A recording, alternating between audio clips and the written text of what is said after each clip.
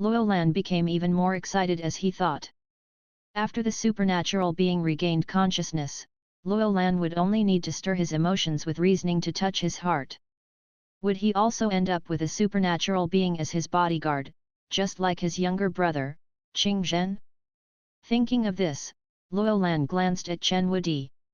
If this supernatural being turned out to be more powerful than Chen Wudi, that would really be great. It would make Ren Xiaosu so envious of him.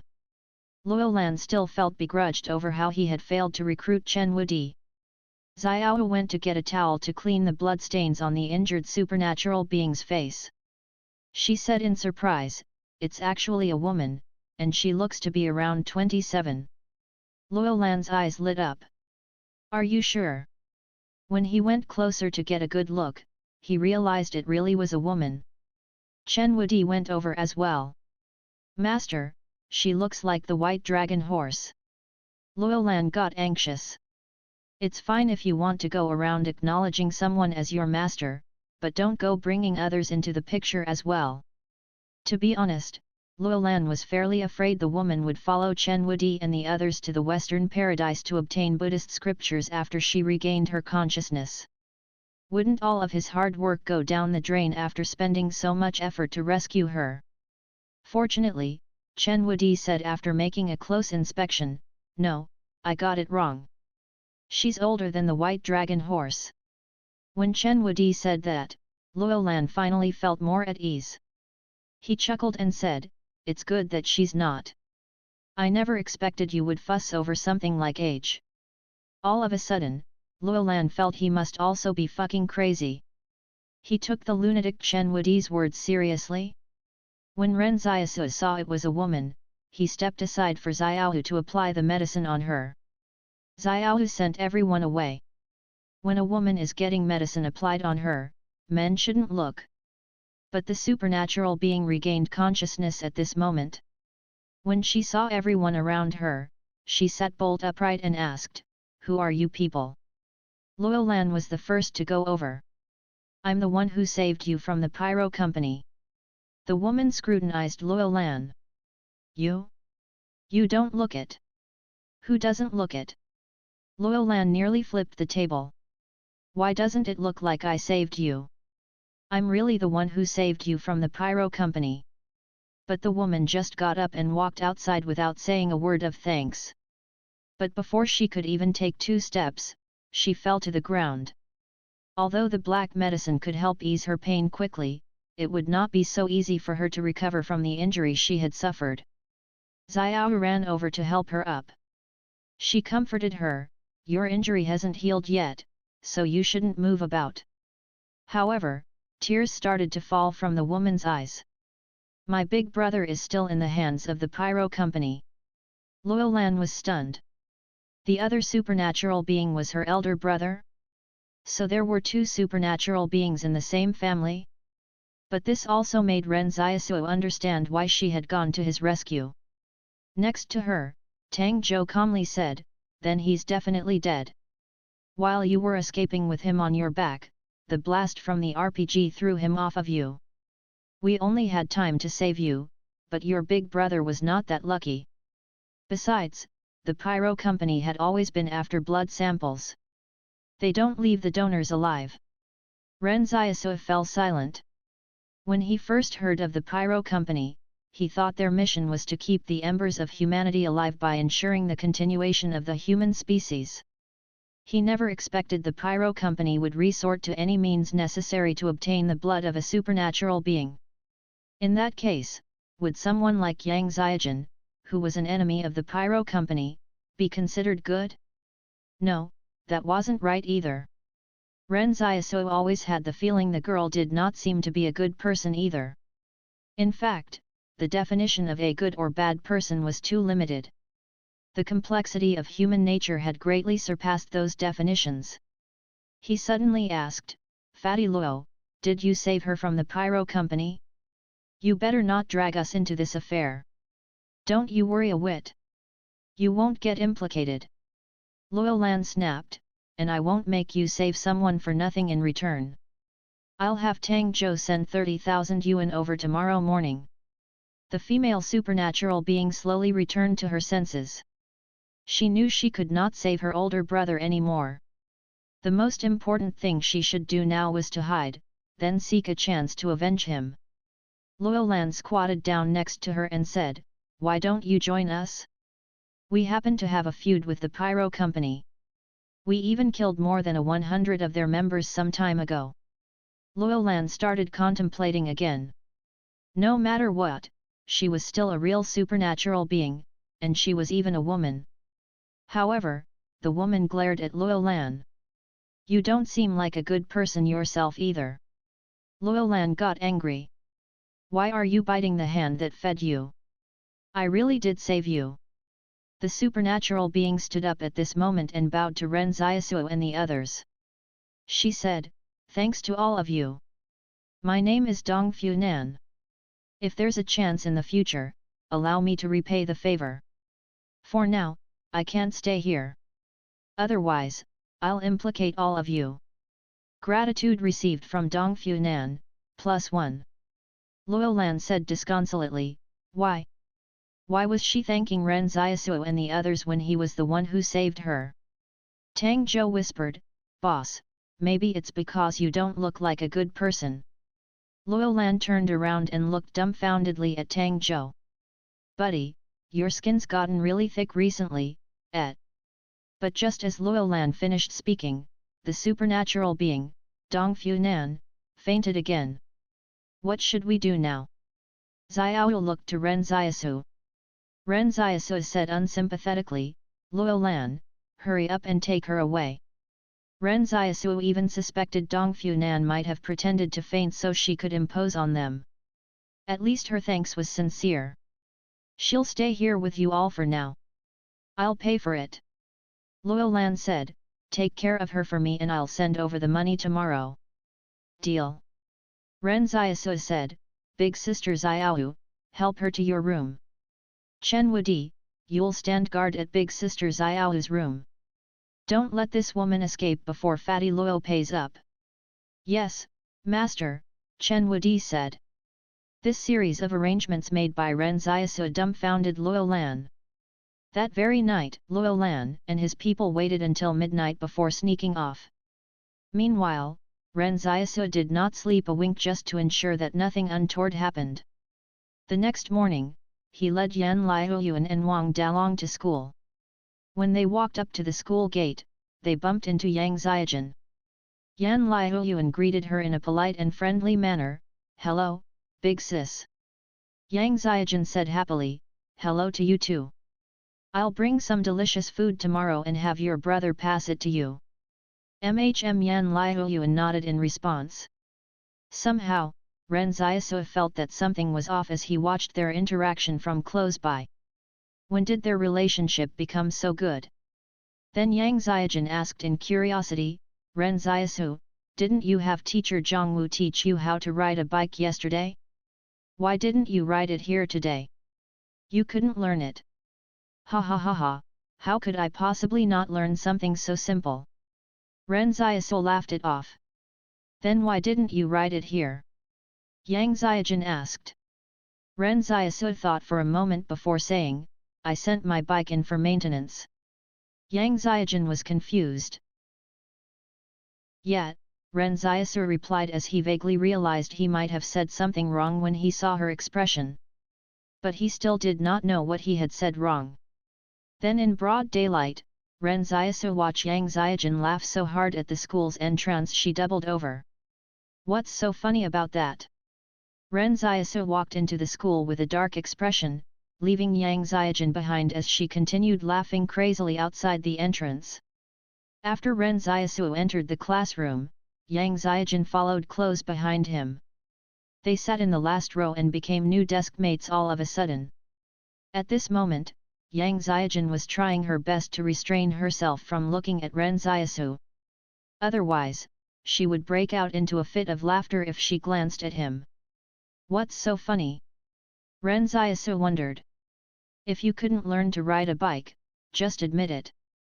Yang Xiaojun said, "Why did you come up with such a bad excuse?"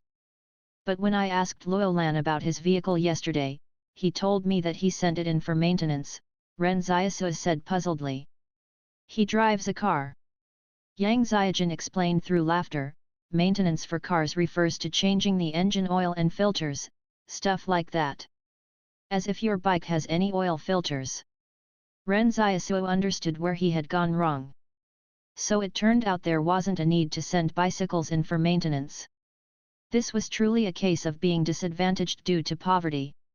Ren Xiaosu raised his eyebrows. So what if I didn't learn how to ride a bike? Did you master it on your first attempt? Yang Xiaojun said in a serious tone, that's right, I did master it on my first attempt. Ren Xiaosu fell silent. He thought to himself if he should use the basic skill duplication scroll to copy cycling from her. Judging from his past experiences, Yang Xiaojun would most likely be an advanced or even master cyclist. However, Ren Xiaosu had wised up by now. Before learning anything, he would first check with the palace. What's Yang Xiaojun's cycling proficiency? The palace voice said, she doesn't have any bicycle-related skills. Ren Xiaosu turned around and stared at Yang Xiaojun in a daze. Then what are you bragging to me about? You might as well go to heaven. At this moment, Ren Xiaosu realized that this girl, Yang Xiaojun, did not even need to write a draft one before lying. She just spoke irresponsibly. Ren Xiaosu had learned about this idiom in class. But later on, he found out that it should have been to speak daftly one instead when checking through the old dictionaries that Zhang Jinglin kept. So he asked Zhang Jinglin why the idiom was written differently. However, Zhang Jinglin said that it might have been a rebus character one from the past and that it was written as draft instead of daft these days. It was basically an idiom that could be used to describe someone who spoke nonsensically.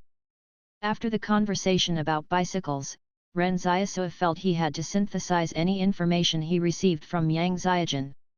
When the bell rang, the teacher who taught math to class 12-3 walked into the classroom. He stood at the lectern and said very slowly, I will temporarily be teaching math for you. Everyone, open up your books. Today, we'll be reviewing probability. Ren Xiaosu couldn't understand any of the lessons that had not been taught in town.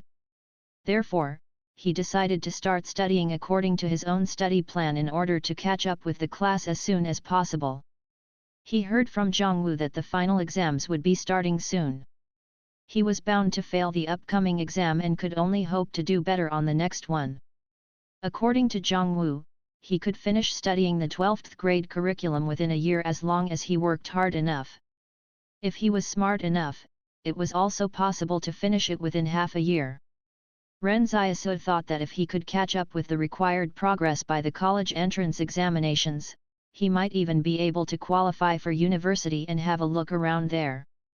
Suddenly, Ren Xiaosu discovered that Yang Xiaojun had fallen asleep at the bench. He wrote a note and poked Yang Xiaojun's arm.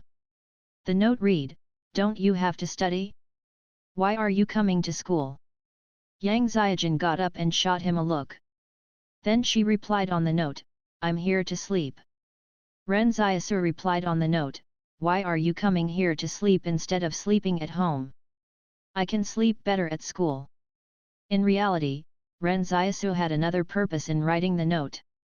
He wanted to verify that Yang Xiaojun was the one who had slotted the note under the threshold of their shop's door.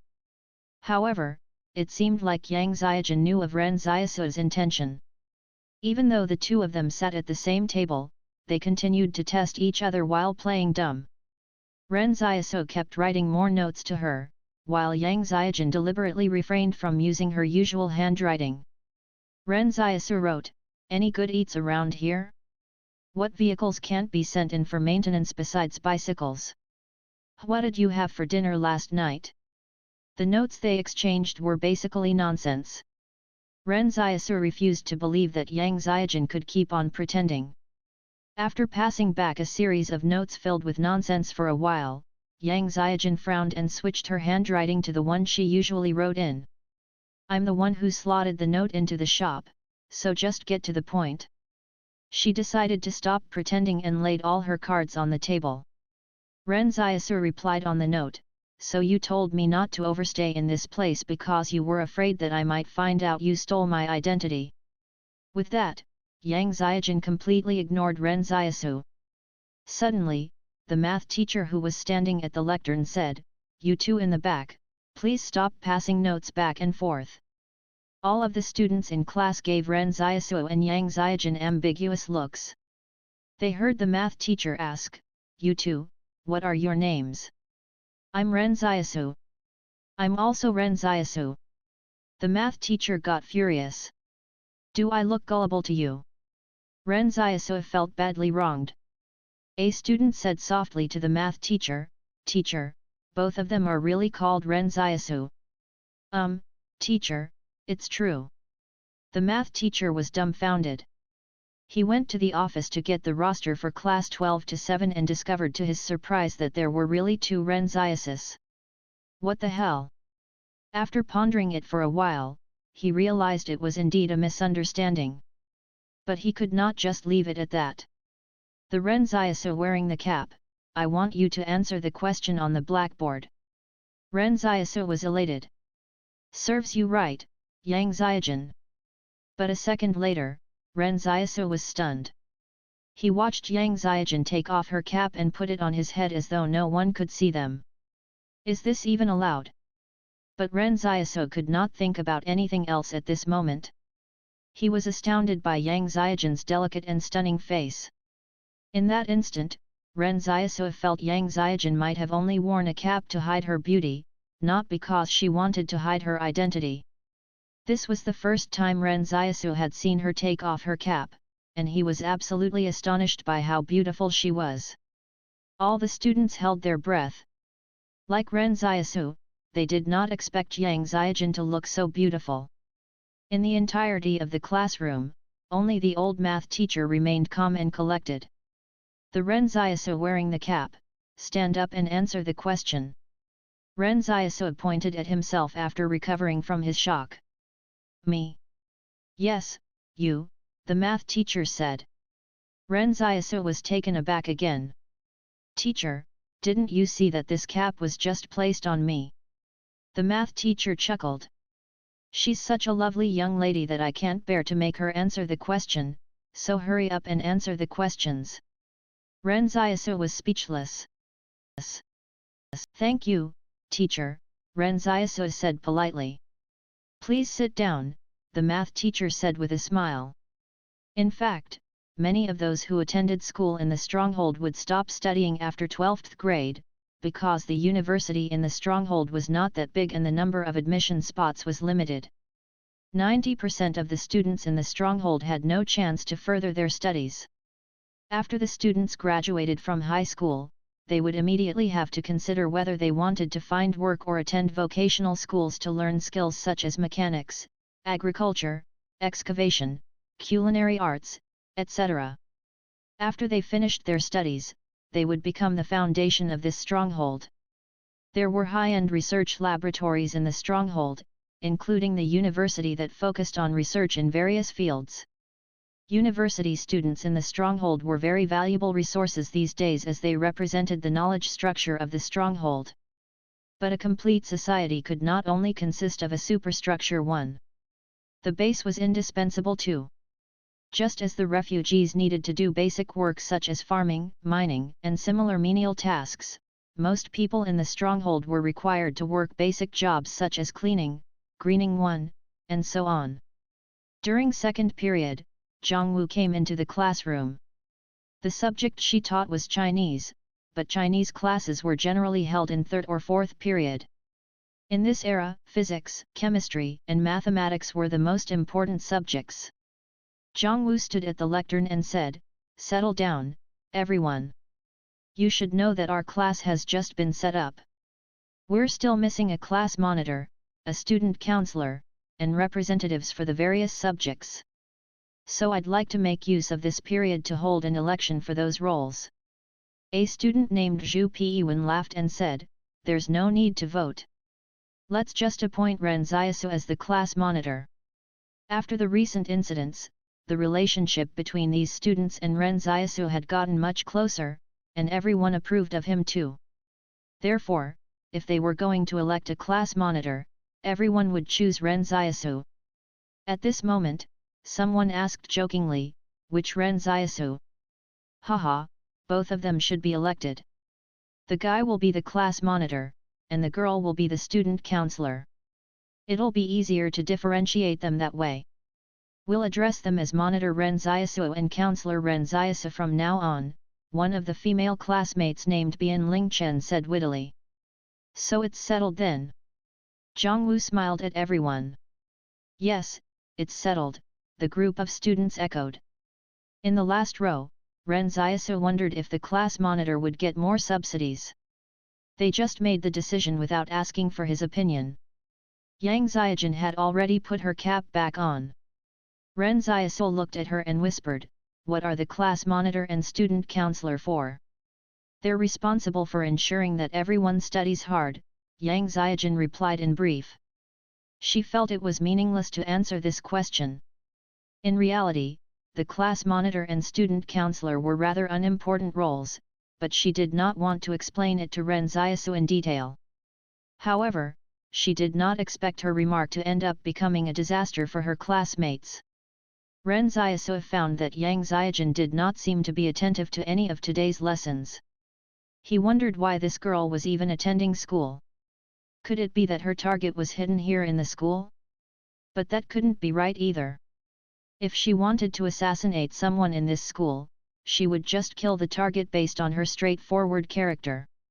It should not be that difficult for her. So Ren Xiaosu had some doubts about this matter. After school, Yang Xiaojin took the lead and headed out of class first. Ren Xiaosu followed her silently. At this moment, Ren Xiaosu got an idea. He planned on finding out where Yang Xiaojin lived and if she was close to him. After all, this girl had also bought those materials to make a bomb with. If she clashed with the pyro company, he would at least know where not to go. However, Yang Xiaojin was walking towards a more and more remote place. When she came to a small alley, Ren Xiaosu suddenly saw Yang Xiaojin turn around and smile at him. Right after, a door opened again in the shadow of the alley and a hand stretched out. Luo Xinyu must have come to pick Yang Xiaojin up. Ren Xiaosu was shocked. This method could save him a lot of money used for taking the streetcar.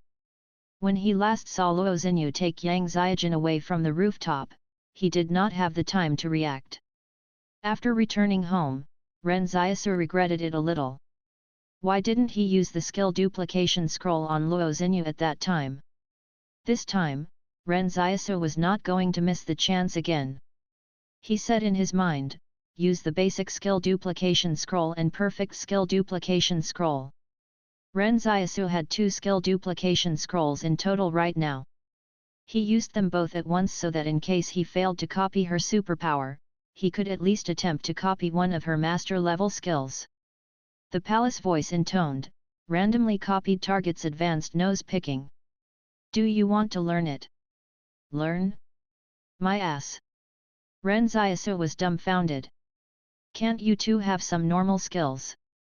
Why would a reputable celebrity like you have such odd skills? Can you pick your nose cleaner with advanced nose-picking? Is that how it is? However, he still had another chance. The result of the perfect skill duplication scroll had not been determined yet. Then, right before Yang Xiaojin completely disappeared about to copy the target's master-level skill or superpower. If you do not have the corresponding advanced level skill after copying a master-level skill, you will not be able to learn it. The target has many master-level and above skills. Randomly copied target's superpower, Shadow Door. Do you want to learn it? Yang Xiaojin, who had already left the place, did not see Ren Xiaosu celebrating in ecstasy. At this moment, Ren Xiaosu was drowning in an ocean of joy. Frankly, Luo Xinyu was sure to possess quite a few master-level skills, or even perfect-level skills. Hence, there was only a tiny chance of being able to copy her superpower. As such, Ren Xiaosu did not expect he would really acquire his second superpower. The power he got this time was going to be even more important for him, not to mention how incredible his first power, Shadow Clone, was. Ren Xiaosu immediately tried out this new power. Instantly, two shadow doors appeared in front of him. One was the entrance, and the other was the exit. The only flaw was that Ren Xiaosu still couldn't grasp the exact location of where to open the exit, possibly because he had only just acquired this power. The location of the exit in front of him was quite different from what he had imagined. He had wanted to open it on the left, but it ended up opening on the right. But this was not important. Ren Xiaosu was extremely delighted at the sight before him. With this, he also could take Yan Liuyuan and the others and travel through the stronghold at will. He attempted to go through the entrance of the door, but something unexpected happened. Ren Xiaosu discovered he could only get half his arm through the door. Wait a minute. Something's wrong. Ren Xiaosu was dumbfounded as he tried it multiple times in the space of a minute. But no matter how many times he tried, he could still only get one of his arms through the door. Was it because Luo Xinyu had only stretched out one of her arms when he used the scroll? Could the palace be any more unreliable than this? Why are the others able to travel freely through the door while I'm only allowed to put one arm through? What if I want to escape when I encounter danger? Is my arm supposed to escape first? Ren Xiaosu felt that Luo Xinyu must have also possessed a very high level of proficiency at jump roping. After all, he thought it would be pointless for Yang Xiaojin to jump rope by herself. Although he was content, he still felt a little peeved when he thought about how he had the chance to copy Shadow Door in its entirety the previous time. The palace should have said so earlier if it couldn't fully copy the skill during the duplication process. What was the point of finding out it was flawed only after the skill was copied over to him? Ren Xiaosu really wanted a power like Shadow Door when he thought of how Luo Xinyu had used it repeatedly to escape with Yang Xiaojin. If he could utilize Shadow Door fully, he would no longer have to worry even if he encountered the wolf pack again. In the end, he could only get one of his arms through it. What could he do with that? Steal? Moreover, he still couldn't open the Shadow Door wherever he wanted to. Just based on the earlier deviation, it seemed impossible for him to accurately control the location of the door. However, Ren Xiaosu felt he could improve on accuracy through additional practice. There would definitely come a day when he could open the Shadow Door precisely where he wanted it. In reality, what Ren Xiaosu did not know was that Luo Xinyu had spent nearly a year just to practice opening the door. Only then was she able to manipulate the Shadow Door at will. When Ren Xiaosu returned to the shop, he locked himself in his bedroom to practice. He tried to find out if there was a pattern to controlling the Shadow Door by opening it over and over again. Luo Xinyu would probably be shocked if she saw this, because when she started practicing at the beginning, she would get exhausted and dizzy after just 1 or 2 tries a day. Even now, she could only use the door within a 1 kilometer range. Even if she did not expend all her mental strength, she still could open the door only 3 or 4 times a day. Meanwhile, Ren Xiaosu had opened it more than a dozen times in just a short period. At this moment, Xiaohu knocked on his door. Ren Xiaosu opened the door and asked, "What's the matter, big sister Xiaohu? Is it time for dinner?" "No, not yet." Big sister Xiaohu asked with a dark expression, "I just wanted to ask you where Yan Liuyuan is. Did you forget to bring them back from school?" "Hey!" Ren Xiaosu finally came around.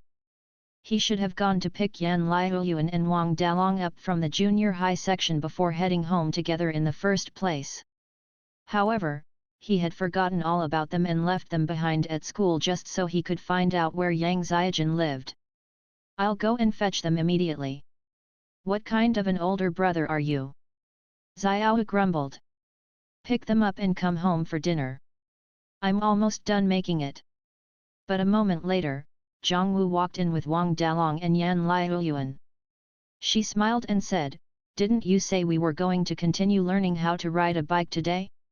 Why did you leave by yourself after school?" Xiaohu smiled and said, "Ms. Zhang Wu, you're here? Quick, wash your hands and join us for dinner." Yan Liuyuan gave Ren Xiaosu a cold stare. I stood in the school building and saw you and Yang Xiaojun leaving together with my own eyes. Ren Xiaosu was a little embarrassed. Ha ha ha, I had something urgent to attend to. Then they heard the rumbling of a car engine coming from the outside. It sounded like it had stopped outside their doorstep. Ren Xiaosu wondered what was with today as people kept coming to the grocery store in wave after wave. He heard Luo Lan's voice come from outside. Ren Xiaosu? Come and have a look at my new car. What do you think? Ren Xiaosu couldn't help but roll his eyes. Look at how cocky you've become after buying a new car. So what if you are rich? But why did Fatty Luo suddenly like coming here so much? Wang Fugui had mentioned Luo Lan had already been here to deliver the money at noon. While he was thinking about that, Luo Lan and Tang Zhou walked in from outside. Tang Zhou was even carrying a lot of items in his arms. Luo Lan told Tang Zhou, take these over to Miss Dongfu Nan. These tonics are all beneficial to her recovery. Ren Xiaosu sensed Luo Lan was in love. Curious, Ren Xiaosu asked, do you have to resort to all this? As a big shot of the Qing Consortium, why do you still keep coming back here even after you've been snubbed? Luo Lan said unhappily, what do you know? There used to be so many girls coming in and out of my life, yet I never once took a fancy to any of them. Now that I've changed, I realize that only Miss Dongfu Nan is worthy of me. You've never taken a fancy to any of them. Ren Xiaosu laughed. So you mean you gave the medicine that you bought from me to Tang Zhou? Don't you slander me. When have I ever bought any medicine from you? Luo Lan looked downright indignant. Dongfu Nan had been recuperating in Xiao's room. But when she heard Luo Lan's voice, she locked the door from the inside. With a click, Luo Lan could not look any more embarrassed. However, Luo Lan was not a normal person either. He pulled Ren Xiaosu aside and changed the subject. Can you lend Chen Wudi to me for some time? What do you want Chen Wudi for? How can I lend a living, breathing human being to you? You can ask him yourself. Ren Xiaosu washed his hands of the matter. These past 2 days, I found out that other powers are coming into this stronghold as well. Luo Lan whispered, it's said that there's research that's about to be completed in the University of Stronghold 109, and many people are interested in getting a hold of the research results for themselves. What kind of research is it? Ren Xiaosu was starting to get interested but did not show it on his face. I'm not sure, Luo Lan said. You're having ideas about something you don't even know. Ren Xiaosu wondered. But considering the circumstances, the Qing Consortium's people had probably not infiltrated into that university yet. He wondered how Luo Lan had found out about it. Yang Xiaojun had also mentioned the Li Consortium was trying their best to protect this thing. This thing was probably so important it would change the entire structure between the organizations. That was why all the different powers were placing a lot of emphasis on it. And on the night some supernatural beings fled from the site of the explosion, the Li Consortium only expelled the known members of the Pyro Company who were present in the stronghold, but did not conduct a thorough search to make any further arrests. It seemed like they did not want to complicate things further since most of their manpower was probably used to guard and protect the research results. However, Ren Xiaosu was curious about something. How could the Qing Consortium possibly not know what the research results were about? Others already knew, but only you were still in the dark? We never paid any attention to this university before. Luo Lan said, but it must have a very special value for so many powerful forces to be targeting it. How about this? Why don't you order Chen Wudi to protect me and I'll pay you for it? Ren Xiaosu felt that Luo Lan was lying through his teeth. He definitely knew what the research results were. He just didn't want to tell Ren Xiaosu. He shook his head and rejected Luo Lan. If you want Chen Wudi to protect you, you can talk to him yourself. I will not order him about. Right at this moment, someone from the Qing Consortium walked in. He whispered a few words to Luo Lan before leaving in a hurry. As Ren Xiaosu watched the man from behind, sensing the Qing consortium might be plotting something. Ren Xiaosu wondered what made the research results so important. Could he steal them using the shadow door if he could ascertain its location? Seeing that Ren Xiaosu was not planning to lend Chen Wudi to him, Luo Lan did not waste any more time on it. He just simply went over to talk to Dong Funan from the other side of the door. Before he could say much, Dong Funan said coldly from the bedroom, "I'll come out to see you after you've slimmed down." Ren Xiaosu chuckled and said, "Then you'll probably never get to see him." Luo Lan said angrily, "Don't say such discouraging words. Isn't it just losing some weight? I'll slim down very soon." Then Luo Lan whispered to Tang Zhou next to him, "How can I slim down quickly?" Ren Xiaosu smiled and said, "You'll definitely slim down if you only eat one steamed bun each in the morning, at noon, and during the evening." Luo Lan got lost in thought. "Do I eat them before or after my meals?" Ren Xiaosu was speechless. Chen Wudi had said that Benbo Erba had tried to get him to defect to his side, but that attempt was immediately seen through by his discerning eyes. As the great sage, how could he work for a demon? That definitely would not do, since demons did not seek the Buddhist scriptures from the Western paradise. Luo Lan had even risked his own life to save Dong Funan just so he could have a supernatural being as his bodyguard. Furthermore, he relentlessly courted her, but Dong Funan did not take a liking to him. In between, Ren Xiaosu even checked with Luo Lan to see if he might have set eyes on the wrong person. What if there were problems with Dong Funan? Moreover, by allowing Dong Funan to stay here, it was equivalent to having a ticking time bomb next to them if she turned out to be problematic. However, Luo Lan said there shouldn't be any problems since she looked so innocent. "Shouldn't a big shot like you do a background check on her?" Ren Xiaosu snapped.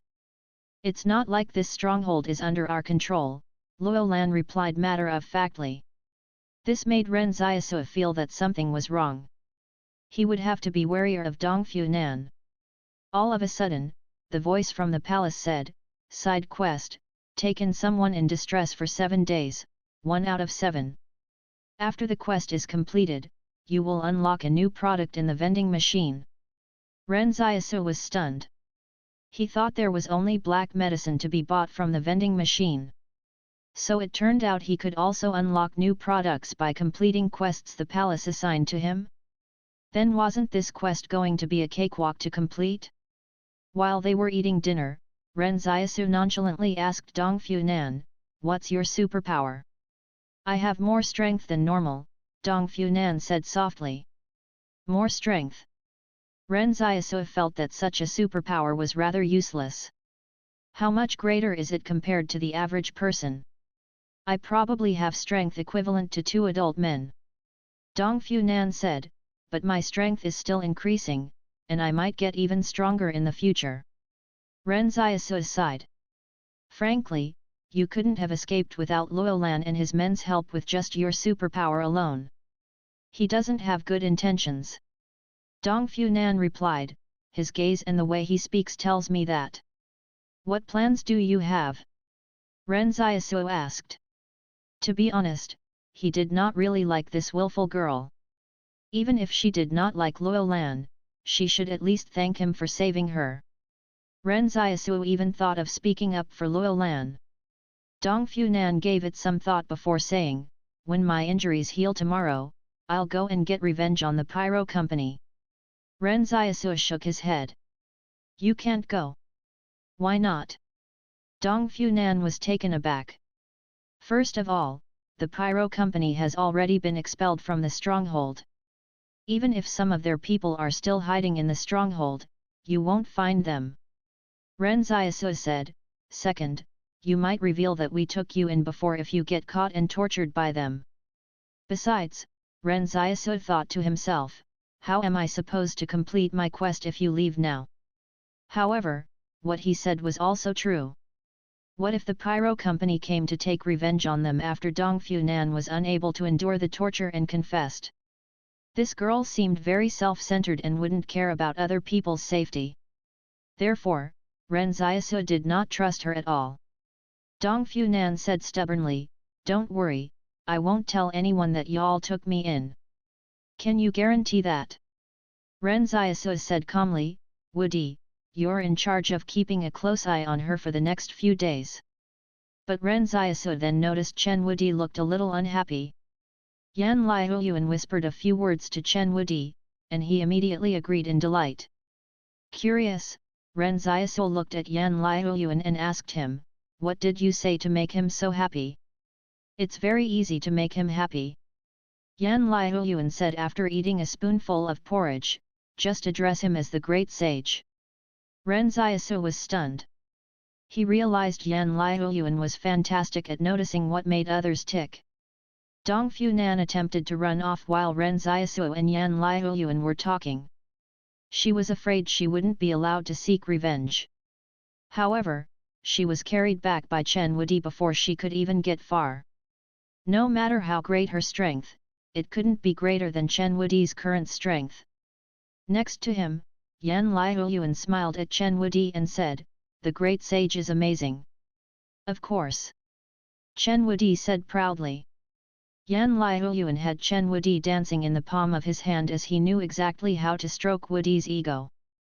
Chen Wudi escorted Dong Funan to Xiao's room and even found a rope to tie her up with. Dong Funan was shocked. She had thought she was saved by a group of kind-hearted people. But why did it feel like she had been taken and kidnapped by a den of thieves? All that was missing was a phone call to her family to ask for a ransom. She roared, why are you all refusing to let me go? What kind of shop are you all operating? This must be a seedy shop, right? And you must be selling black medicine here too. Everyone looked quietly at her in this moment. Xiao smiled and said, we really do sell black medicine here. Dong Funan was confused. Before this, she had the impression that Xiao was tender and gentle and thought she must be a good person. But at this moment, she realized Xiao was also in a gang with those bad people. I didn't expect y'all to be such people. Dong Funan said angrily. We didn't expect you to be such a person either, Ren Xiaosu said. Dong Funan tried to shout for help, but Chen Wudi had already stuffed her mouth shut with a pillowcase.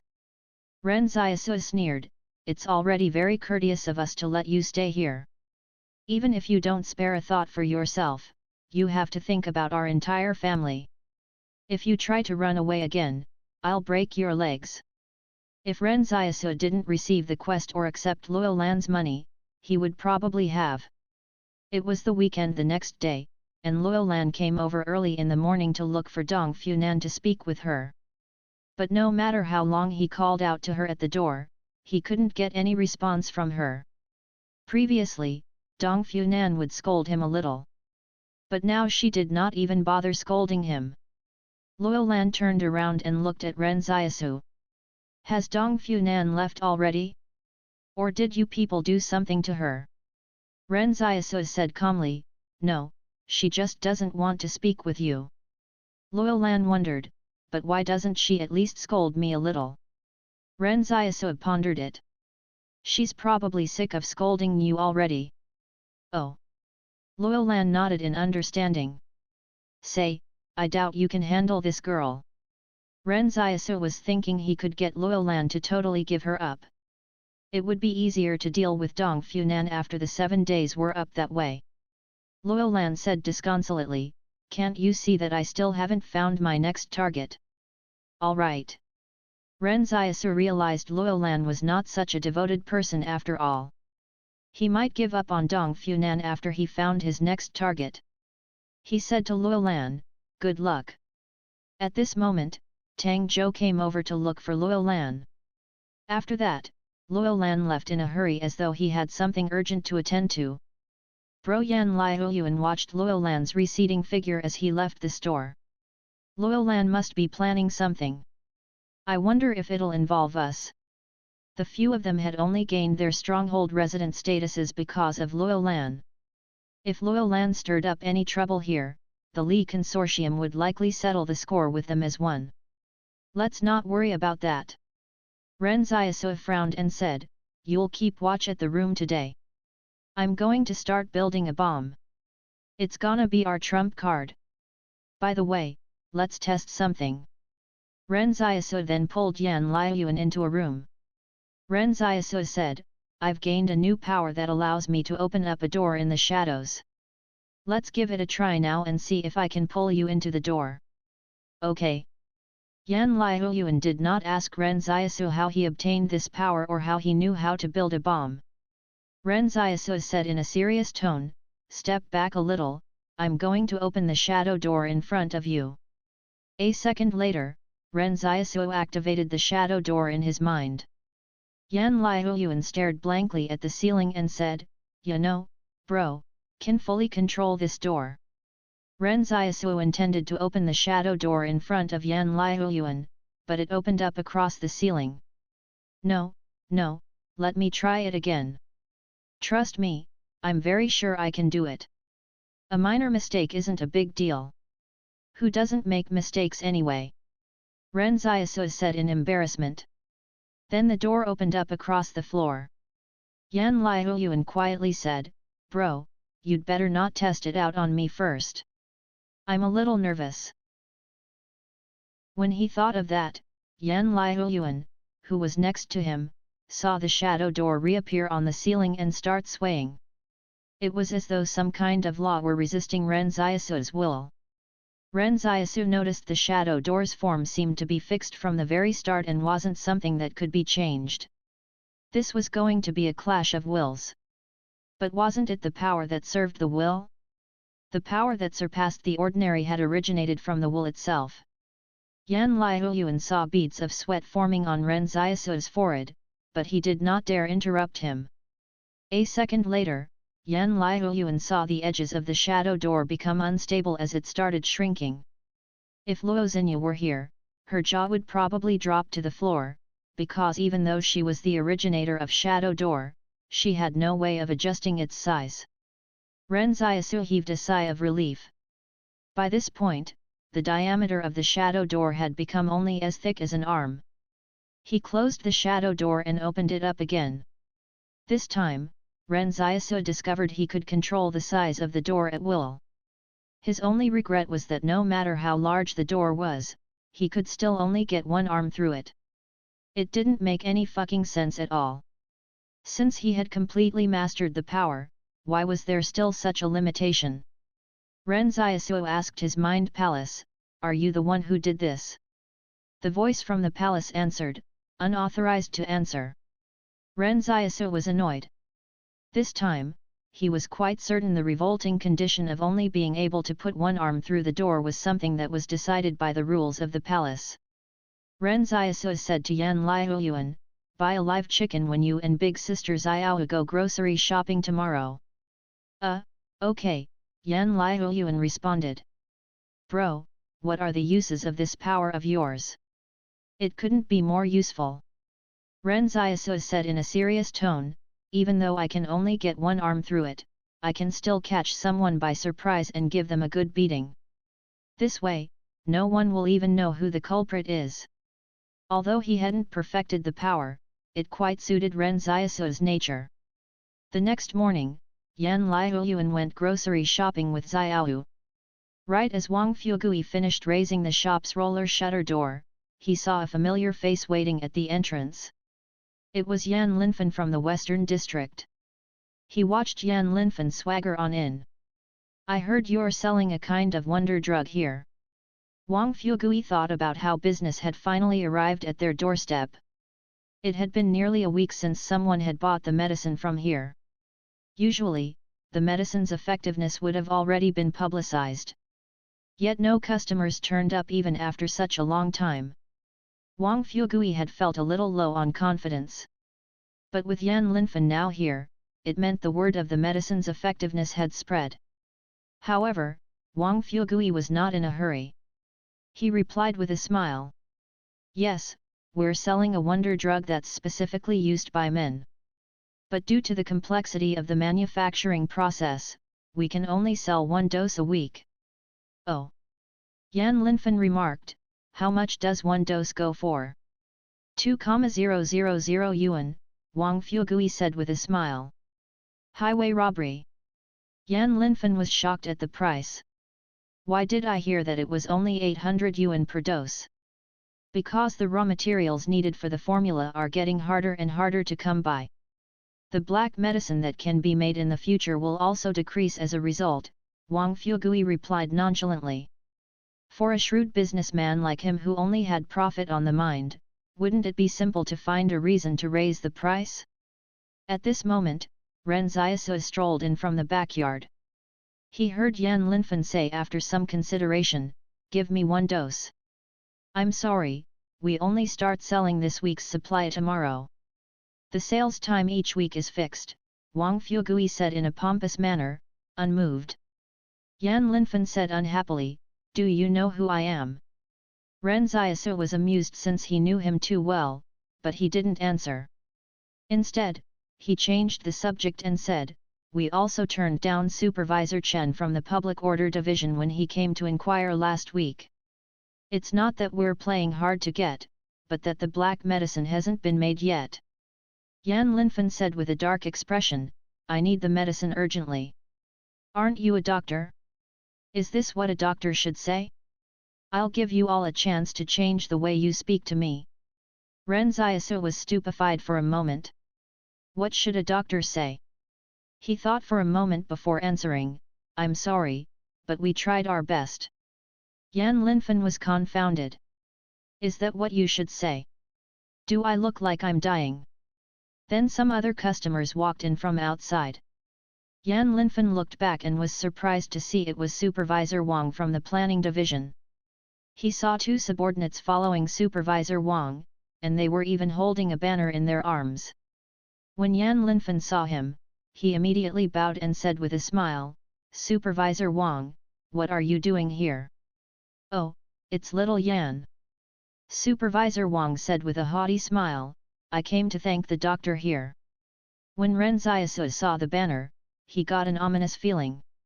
Would it be something like magic hands restore spring again?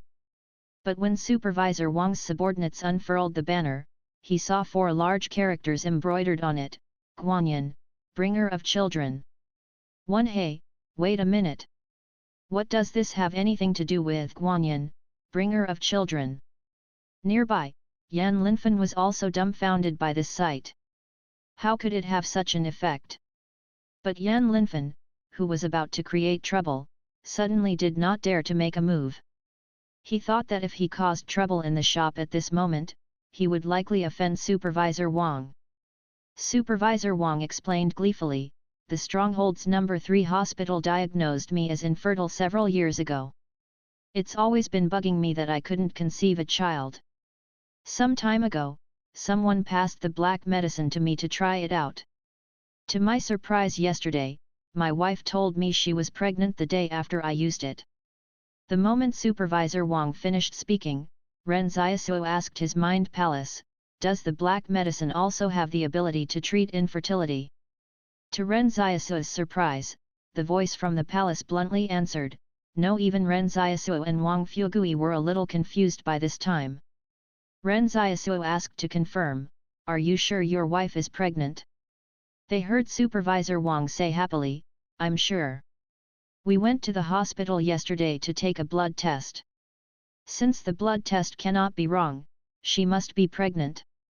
Ren Xiaosu gave it some thought as he looked at Supervisor Wang, then said with a smile, "That's such a miracle."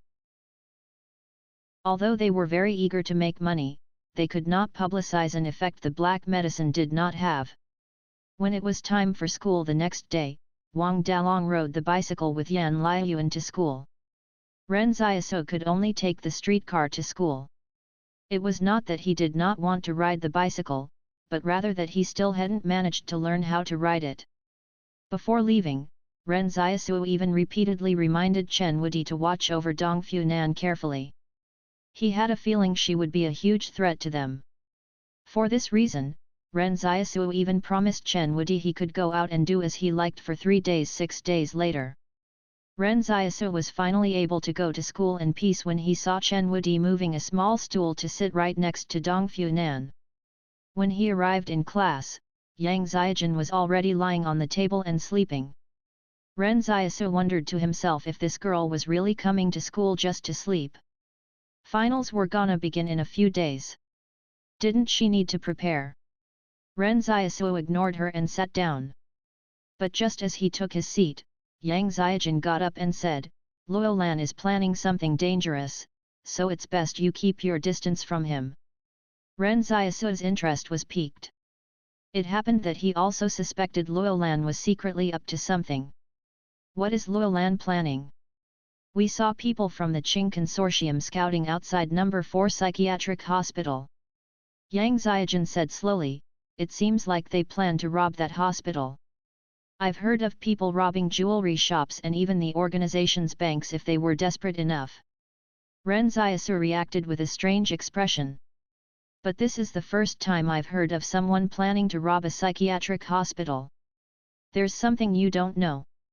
Yang Xiaojun said calmly, that's where all the supernatural beings arrested by the Li Consortium are detained. There's a very dangerous supernatural being who's held there. It's a blessing for everyone that he's willing to quietly stay in the psychiatric hospital without putting up a resistance. If Luo Lan released him, I'm afraid all of Stronghold 109 would have an unpredictable future. Ren Xiaosu immediately understood that Luo Lan had turned his attention to the so-called No. 4 psychiatric hospital when he failed to win Dongfu Nan over. That said, Luo Lan had really spared no effort in trying to find a supernatural being to be his bodyguard. Unbeknownst to everyone, both Luo Lan and Qing Zhen had reached an agreement that supernatural beings were one of the most valuable resources in this wasteland.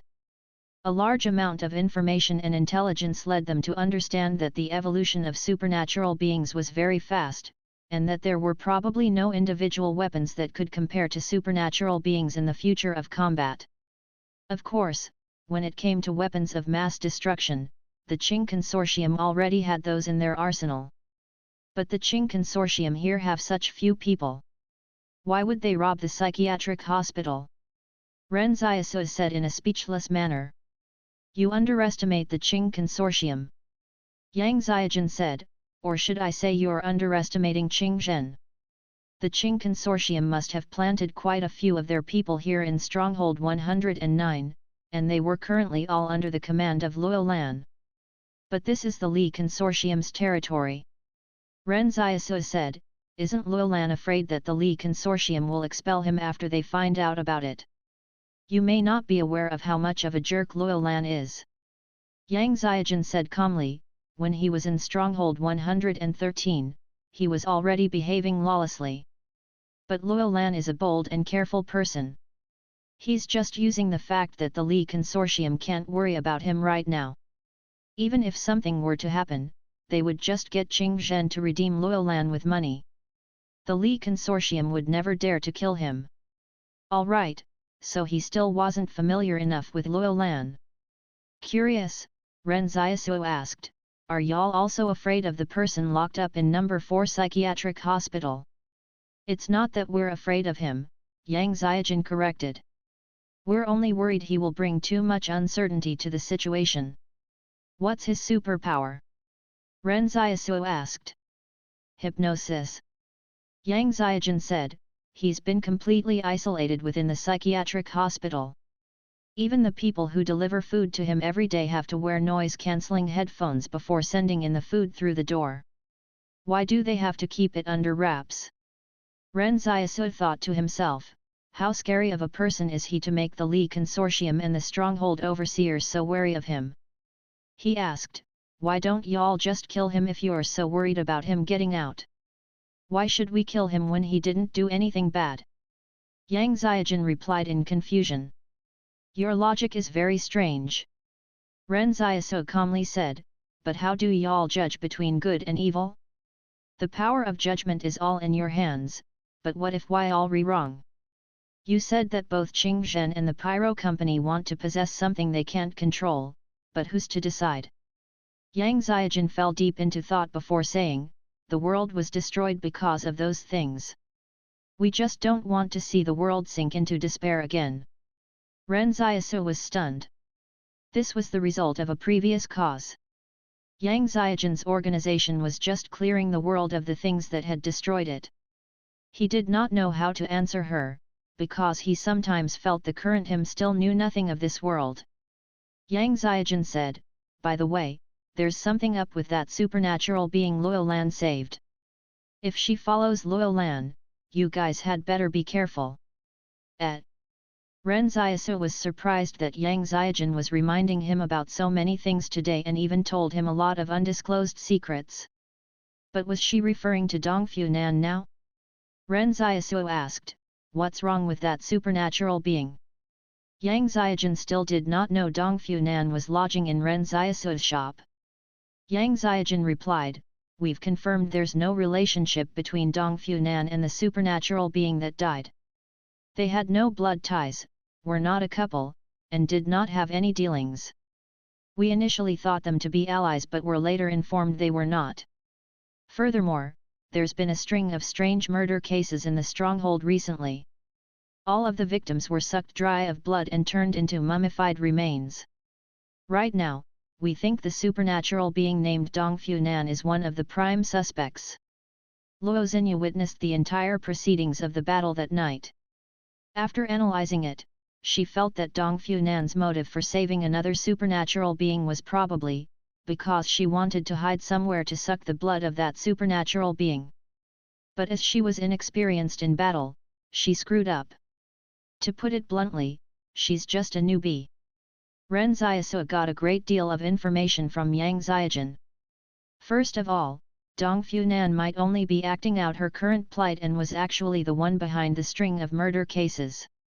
Second, Yang Ziajin's contact in the stronghold likely held an important position.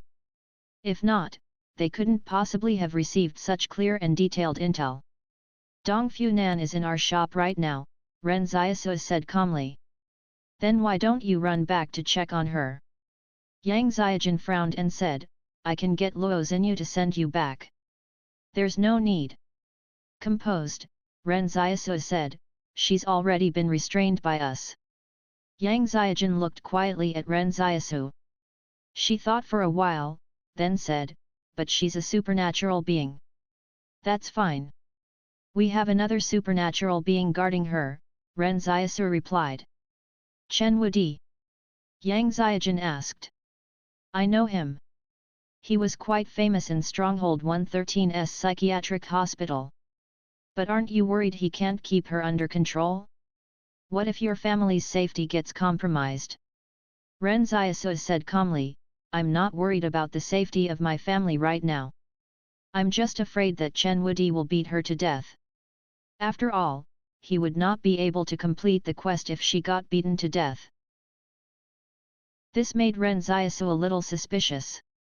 Was it really only her strength that was greater, or was she deliberately concealing her true power?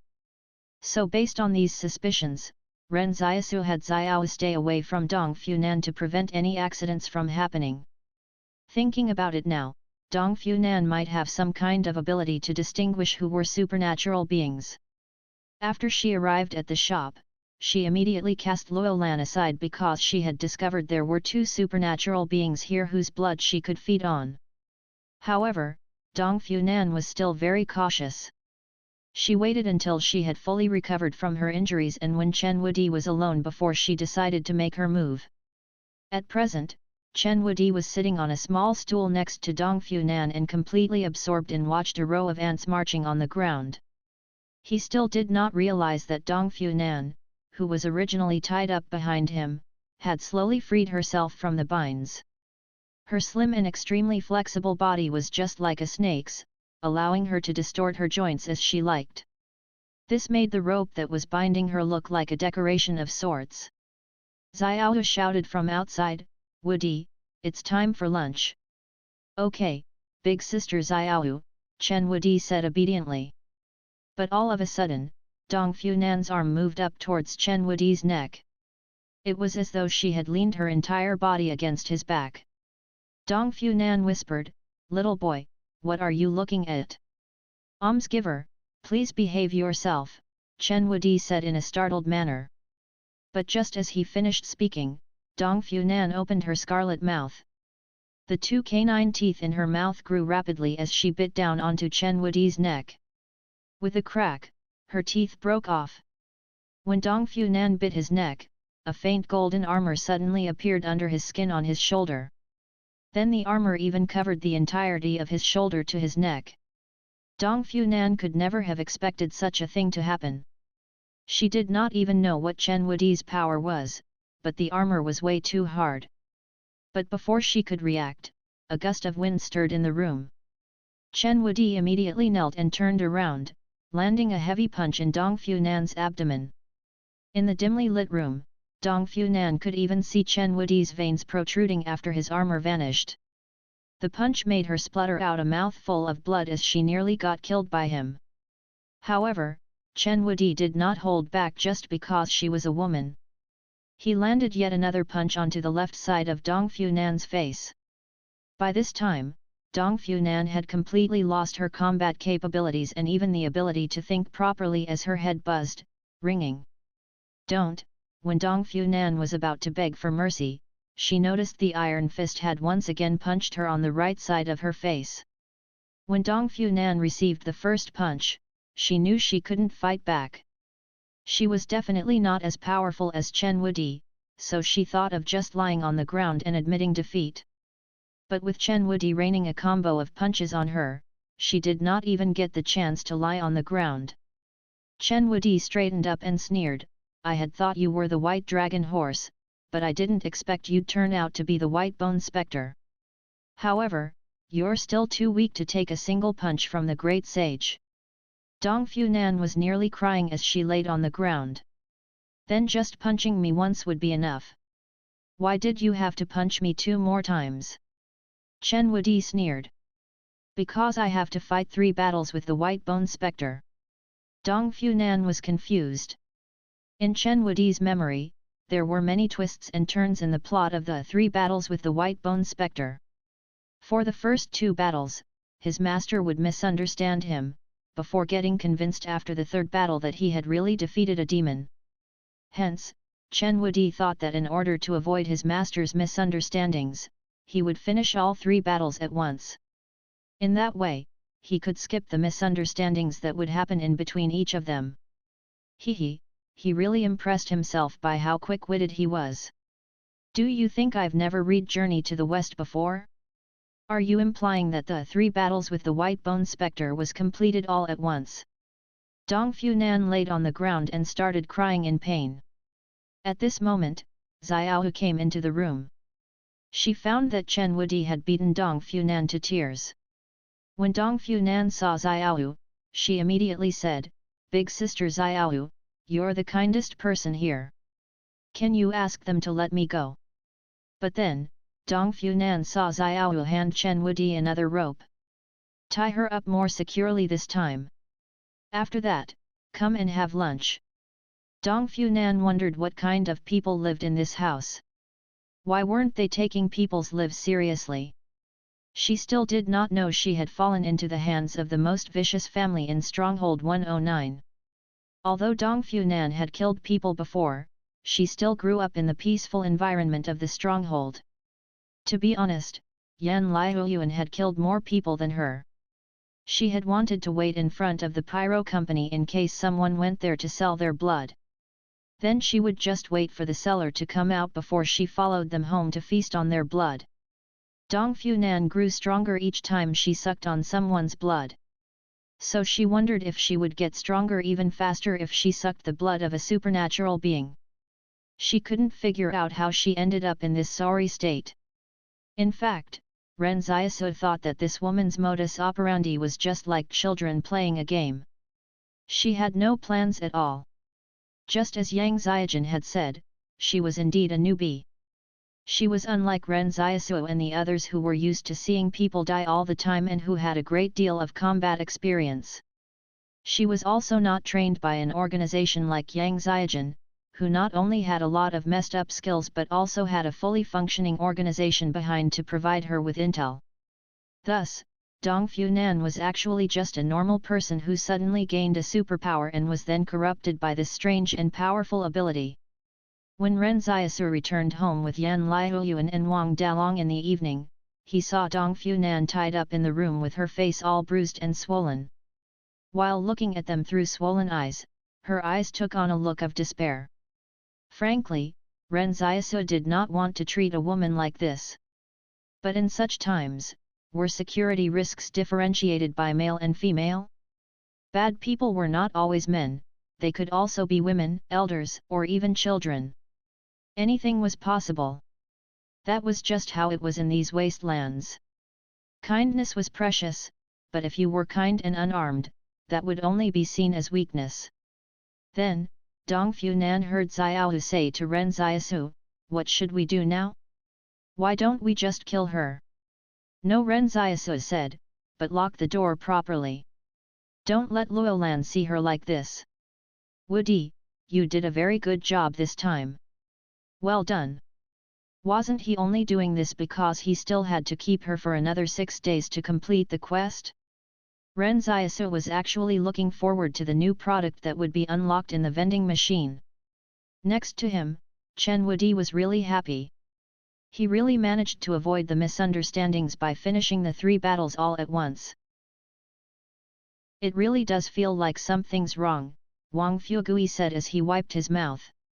Yan Liuyuan said, "We're missing the noise that Luolan brings when he tries to get into Dong Funan's good books." This was an unusual night. Luolan, who had come to the shop nearly 3 times a day for the past few days, did not even appear once today. Ren Xiaosu realized Luolan and his men were planning their heist on the number 4 psychiatric hospital. Surely it wasn't going to happen tonight, was it? He asked, "Do y'all know where number 4 psychiatric hospital is?" "What's the matter?" Xiaohu asked in surprise. "Liuyuan asked me to buy a map of Stronghold 109 just the day before. I'll go and get it. We should be able to locate number 4 psychiatric hospital with it." Ren Xiaosu looked at Yan Liuyuan as he did not expect him to be so prepared. "I just felt that we were unfamiliar with this place. It's definitely right if we look at the map first when arriving at a new place," Yan Liuyuan said. Yan Liuyuan probably developed this habit after getting influenced by Ren Xiaosu. It was the same with Ren Xiaosu when he went out into the wilderness. He would have to observe the environment and understand it first before there was any chance of survival. The 6 of them leaned over the map of the stronghold that covered the entire table and searched for the psychiatric hospital. Wang Fugui suddenly said, "I found it, it's about 10 kilometers from here." Ren Xiaosu thought the stronghold was way too big. Just the distance between 2 places was greater than 10 kilometers, and that was already considered close. He ordered Chen Wudi and Yan Liuyuan, "Watch over Dong Funan closely. Be careful not to let her cause any trouble." As he trailed off, he thought of something and pulled Yan Liuyuan aside. He whispered, "Don't make any wishes if there's no danger." "Okay." Yan Liuyuan nodded obediently.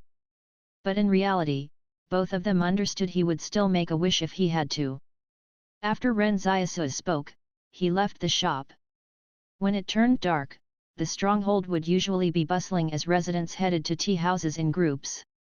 During those times, the sound of people playing mahjong could be heard as it filled the entire streets. The more affluent residents could even enjoy hot pot, with the hot pots filled with delicious-looking red broth, fresh vegetables, and meat that were extremely appealing to the palate. In the current day, eating in a restaurant was a very prestigious affair. If a person often dined out at restaurants, it would mean they were very respected in the stronghold. The aunties were still performing their plaza dance in the park as though they were not afraid of the cold winter. Meanwhile, some nightclubs were already filled with lonely and single men and women. When the night sky turned pitch black, the crowd started to disperse and leave. A manhole cover outside number 4 psychiatric hospital was suddenly pushed aside from below. Following, 30 combat troops with loaded guns climbed out of it. Luolan was there with them as well. These men had attached silencers to their guns and even camouflaged their faces. All of them appeared to be exceptionally prepared. No one knew when Qingzhen started making his arrangements in Stronghold 109, but he already had a proper understanding of the entire underground system of Stronghold 109. Not even the Lee Consortium might have known how many people were hidden underground or what other things might be down there. Tang Zhou spoke into a simple communication device, split into 3 squads and get ready to infiltrate the building according to the briefing.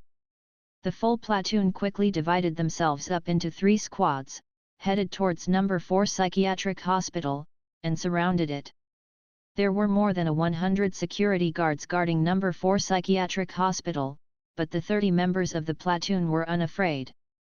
In their opinion, there was no need to fear the security personnel here as they were only private troops. Luo Lan followed them with a swagger as he saw the 3 squads swarm into No. 4 Psychiatric Hospital like 3 sharp, black daggers.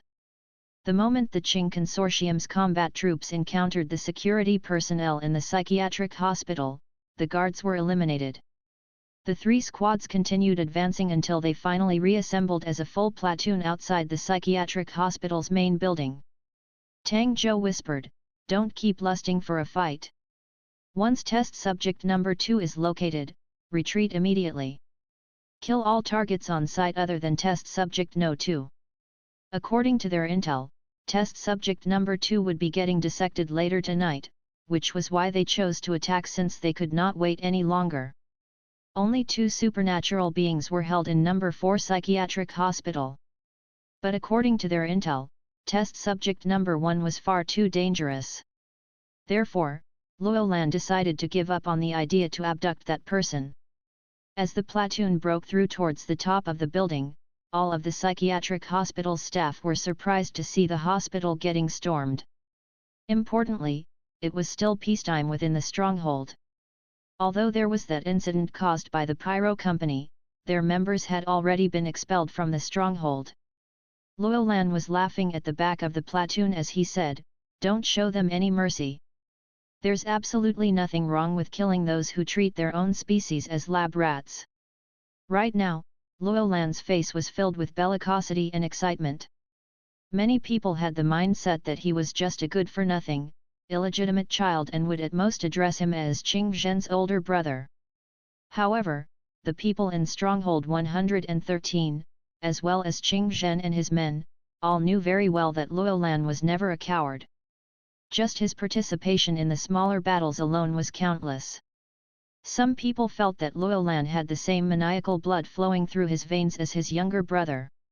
When they passed by the reference library, Luo Lan went inside and found the information related to test subject number 1. This included 3 bulky and old-fashioned videotapes. He slowly inserted a videotape into the VCR in the reference library and turned on the television. There were 3 recordings on this videotape. He saw a handsome young man with fair skin sitting in the interrogation room and a doctor in a white coat sitting across from him. The young man suddenly asked, "Did you see where I went? I'm asking you, did you see where I went?" "What? Don't just open your mouth and say nothing. Hey, you there, did you see where I went?" The doctor said nothing for a long time. The young man slowly lowered his head. "Oh. I'm sorry, I can't be found anymore." The young man sat there by himself with his head down. He had even lost himself. Luo Lan stood before the television and quietly watched the footage. For some reason, he felt that the young man seemed to be sitting in a corner of the world as he slowly became forgotten by others and himself until he had nothing left. This was what true loneliness felt like. In the second clip of the treatment records, the hospital's hypnotist was trying to hypnotize the young man. In this clip, the young man seemed much more normal than before. The hypnotist said to the young man, "Close your eyes. Relax, try to imagine you're walking along a tunnel as the world gradually fades into darkness. It's a tunnel you're familiar with. You're running towards the tunnel on the right, and there's a light at the end of it. When you get to where the light is, you will arrive at where you want to be. On the count of 3, 2, 1, but at this moment, the young man opened his eyes. The hypnotist asked in surprise, "Why have you opened your eyes?" The young man smiled and said, "I ran in the wrong direction." The third clip of the treatment records still showed the hypnosis process. This time, the hypnotist said to the young man, close your eyes. Relax, imagine being enveloped by warm sea water. While you're floating on the surface, breathe freely as you like. Once you submerge to the bottom of the sea, you'll arrive at where you want to be. On the count of 3, 2, 1, however, a surprising turn of events happened. This time, it was the hypnotist who had fell asleep. Meanwhile, the clip was showing the profile of the young man as he revealed a smile. But after watching the 3 video clips, Luolan had a feeling the young man was guarding unspeakable secrets. He lamented, so it turns out this is the legendary demon whisperer?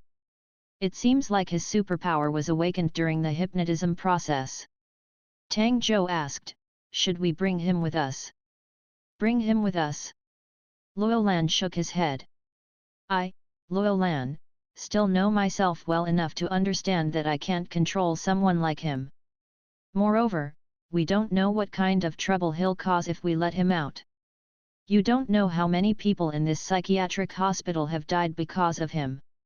Demon Whisperer was a title given by the organizations to supernatural beings who possessed extreme hypnotism methods. Everyone was unsure about the level of hypnotism they possessed, but Luolan was surprised after watching the video. What made it even more scary was that the person in the video had probably only just awakened his superpower at the point the 3rd video clip was being recorded. Tang Zhou said, why don't we just capture him and bring him back to do research on? Qing Zhen and I do not do such things, Luolan scorned. Don't bother about him, we will only take with us the number 2 test subject. Luolan then continued heading upstairs. By this point, the platoon had already cleared the entire building. No one was alive other than test subjects number 1 and 2. The Qing Consortium's troops performed their tasks efficiently. The Pyro Company would not have been so badly battered by them otherwise. Of course, this was also because the Pyro Company had not expected Luolan and his men to suddenly appear there. Furthermore, Force Dawn under the Pyro Company had also not participated in the battle. When Luolan passed by the soundproof room that test subject number 1 was isolated in, he subconsciously moved away from it. It was as though he were afraid some beast would suddenly jump out of there. Luolan and Qing Zhen's father had passed away many years ago. He had died of lung cancer and could not be saved. At that time, their old man called them to his bedside and told them he was actually not worried about Luolan. He was more worried about Qing Zhen. Because of the pride ingrained into Qing Zhen's bones, it made him a very showy person. If the first half of his life was not smooth sailing, the latter half might not end well. But Luolan was different. As an illegitimate child, he was extremely adaptable to circumstances. Even if someone threw mud on his face, he would not take it up against those he could not afford to mess with. The younger and older brothers were like a tiger and a pig, respectively.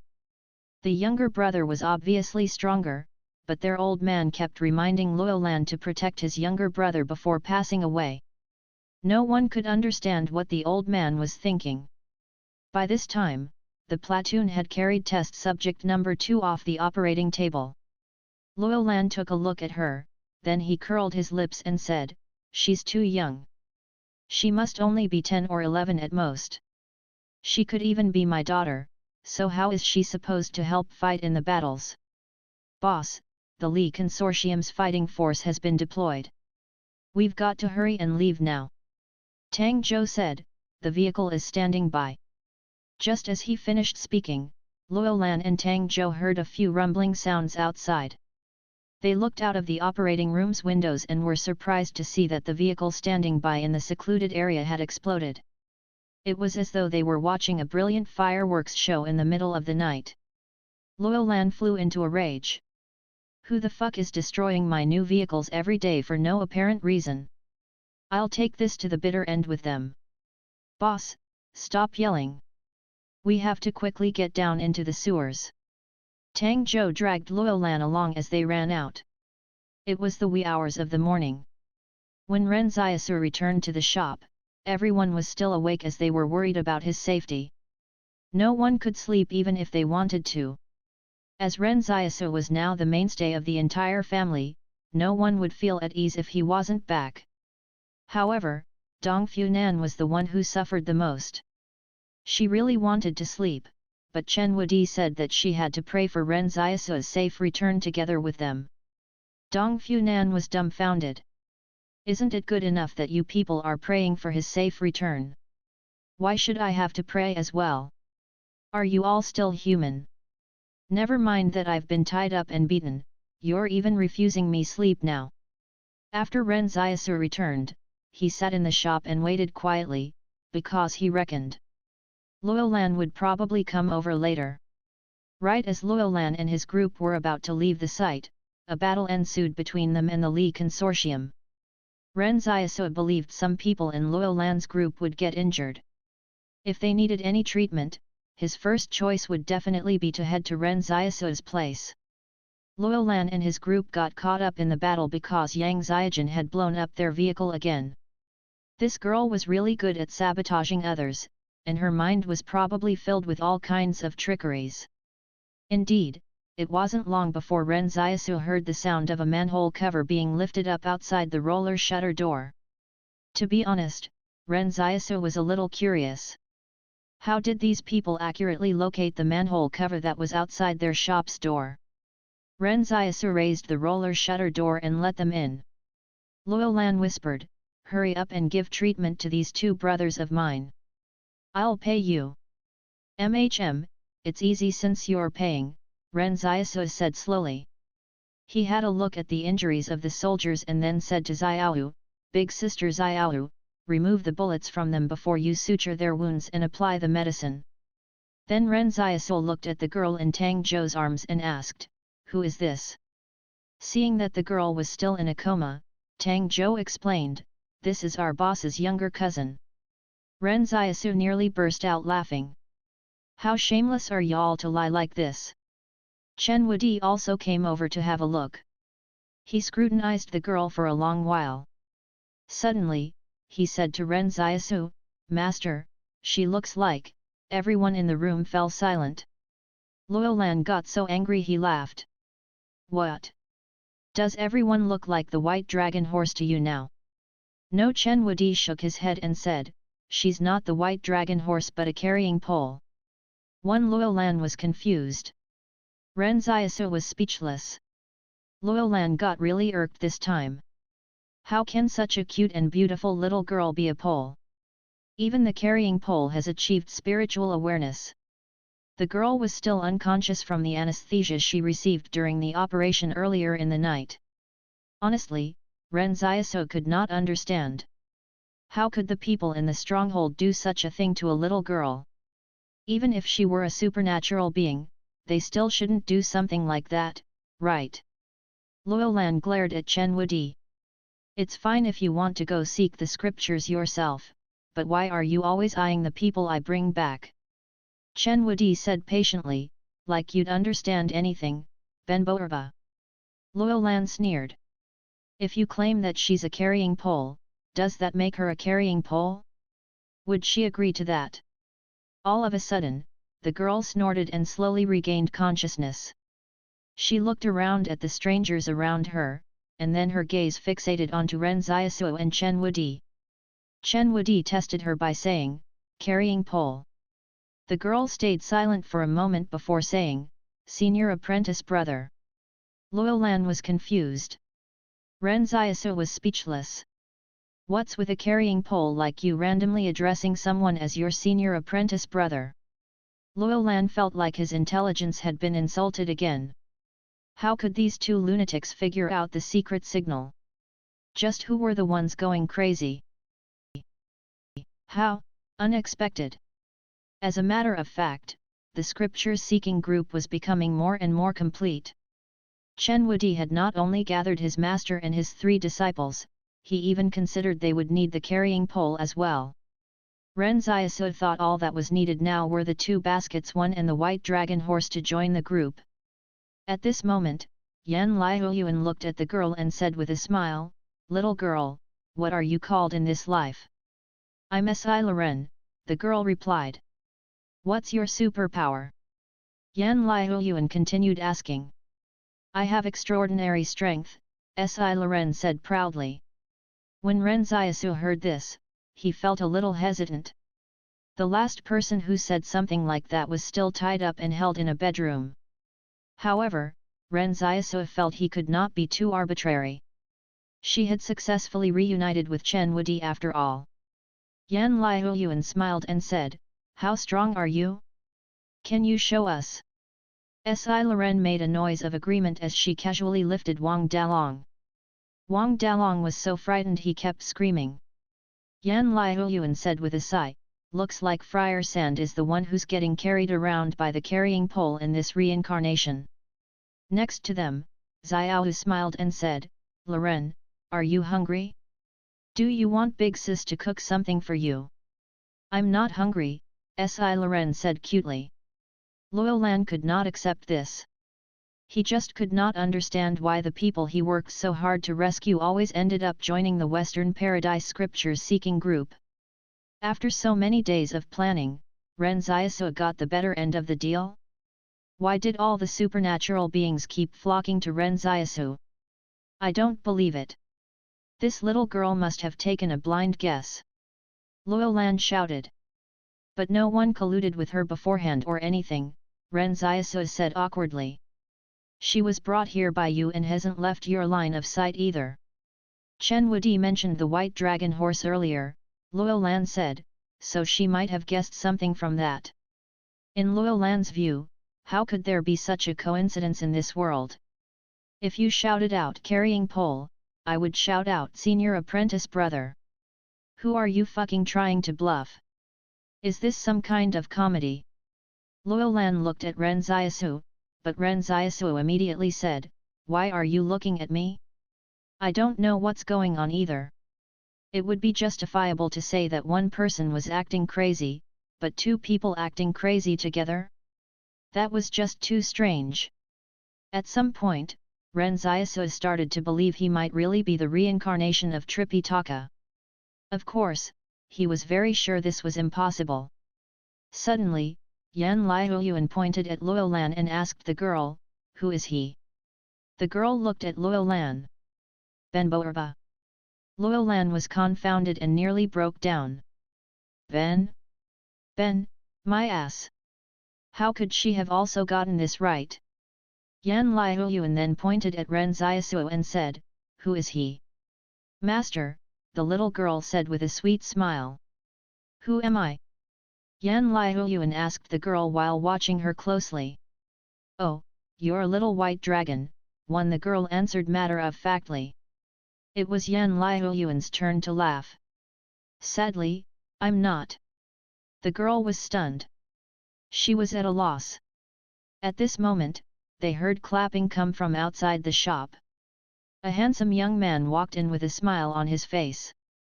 Sure enough, we can't fool everyone. Ren, come back over here.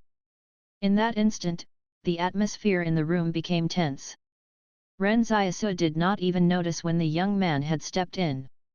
Simultaneously, Luolan, Tang Zhou, and his men raised their guns and aimed at that young man as though they were facing a formidable foe. It was not that Luolan was getting nervous, but that he knew of his identity as a demon whisperer. Luolan clearly had not bothered rescuing this young man, so how did he escape from that room? Or was it? Suddenly, Luolan understood. It was likely this young man was not under the control of the psychiatric hospital and had already gained control over everyone in it. That magical hypnotism was able to control others silently. Although the staff of the psychiatric hospital had been wary enough of him, they might not have even known they were already under his control. This demon whisperer was not released by Luolan. He was capable of freely passing through the hospital doors since a long time ago. Hypnotism like this was truly enough to make all of the powers that be afraid.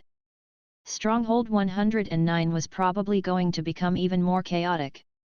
They saw the young man smiling while being held at gunpoint. He said, "Let me introduce myself. My name is Li Shenton, the abandoned son of the Li Consortium. I don't have any malice towards you all." Ren Xiaosu looked at Luolan. This guy was actually with the Li Consortium. Ren Xiaosu realized who this person was. He was probably that very dangerous person Yang Xiaojin had talked about. However, she had not mentioned he was from the Li Consortium. Luo Lan whispered, "He's a demon whisperer, and he's extremely dangerous." Actually, Luo Lan was also very puzzled. Even he was unaware that Li Shenton was actually with the Li Consortium. But why did someone from the Li Consortium get locked up in the psychiatric hospital? Wasn't this the Li Consortium's own territory? It seemed like there was much more behind this abandoned son phrase he mentioned. The girl named Si Loren had already returned to Li Shenton's side. It seemed he had purposely allowed the girl to get saved by Luo Lan. But what was their motive in doing that?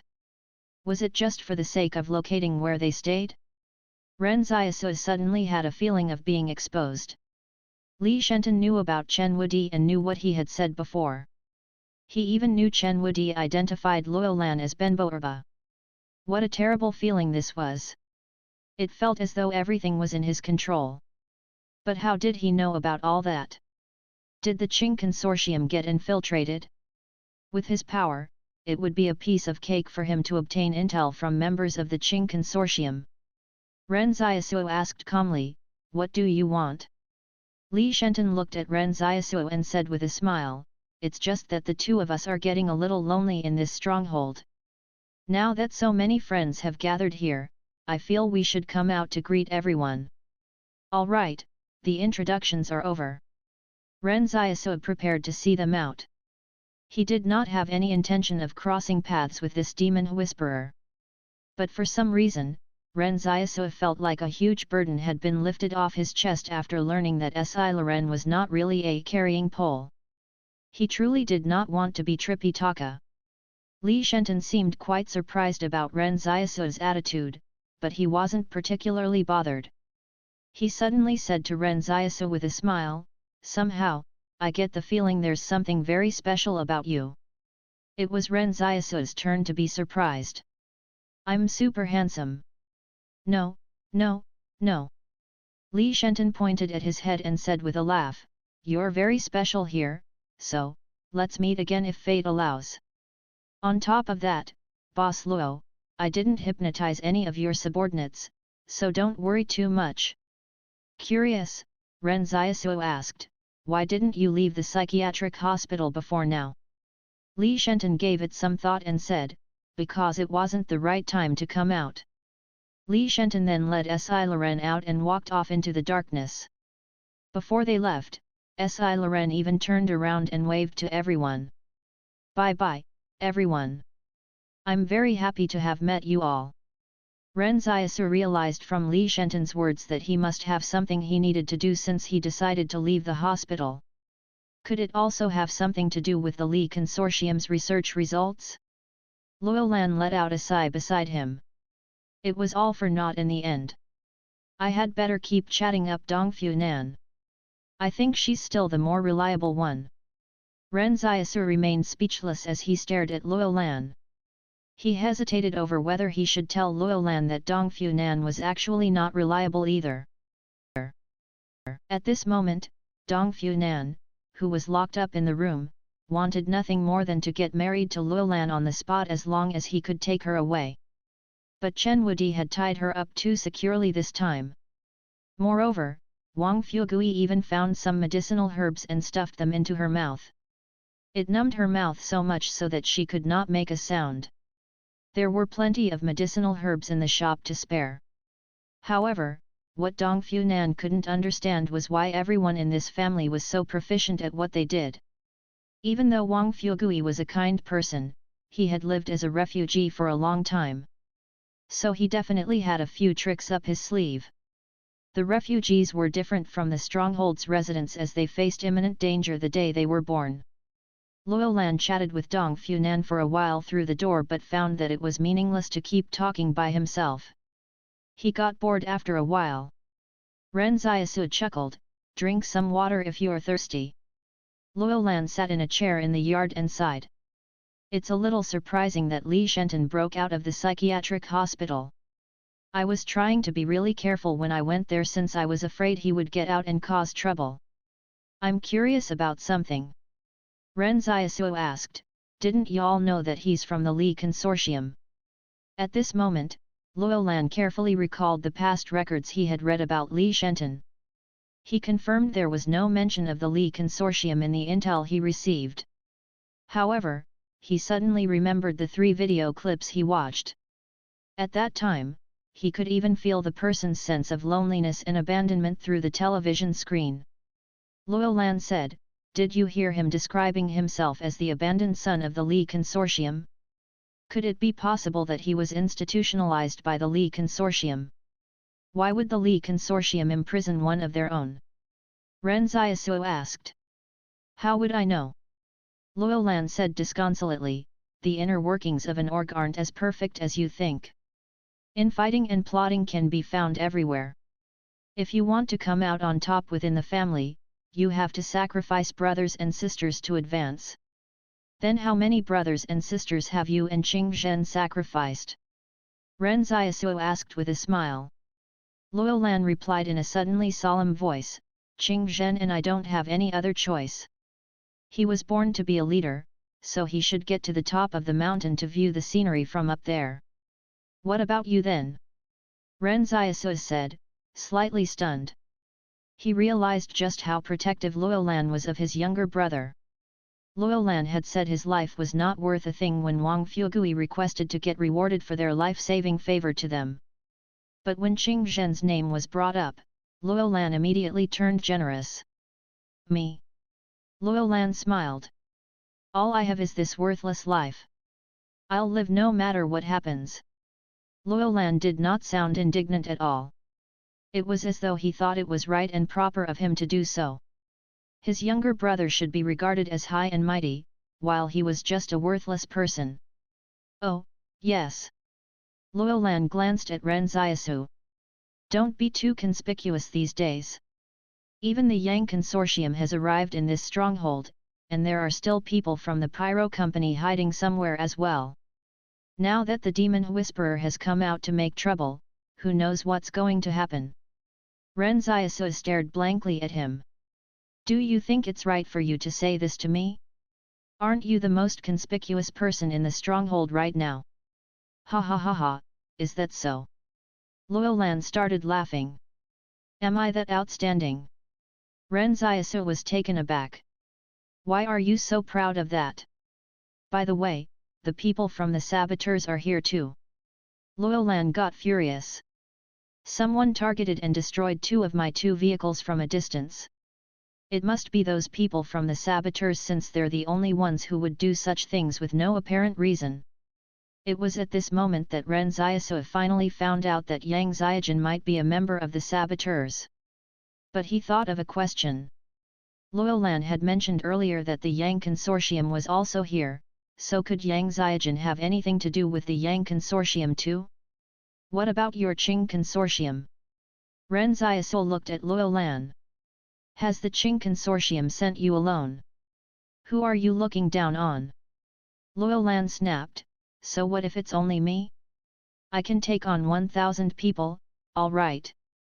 Sure, I meant to say, didn't the Qing Consortium send anyone to support you? Ren Xiaosu asked. No, they're busy dealing with matters in Stronghold 113 and the Jing Mountains. The terrain of Stronghold 111 was neither flat nor regular. The landscape's topography was higher in the west and got lower towards the east, with the entire stronghold built next to a mountain. The mountain at Stronghold 111 was called Mount Ginkgo. When the ginkgo leaves turned yellow in autumn, the entire mountain would turn golden. The Qing Consortium's headquarters were located here on the mountainside. At this moment, a large convoy set off from the city towards Mt Ginkgo. The pedestrians in the stronghold pushed and shoved to get to the front to have a look. They knew these big shots of the Qing Consortium were members of the board of directors. At this time each month, these executives of the Qing Consortium would usually drive to Mt Ginkgo to attend a meeting. They would discuss matters that determined the life of the organization. By evening, the huge manor atop Mt Ginkgo was brightly lit. There were 13 men, made up of the young, middle-aged, and old, seated quietly within the conference room.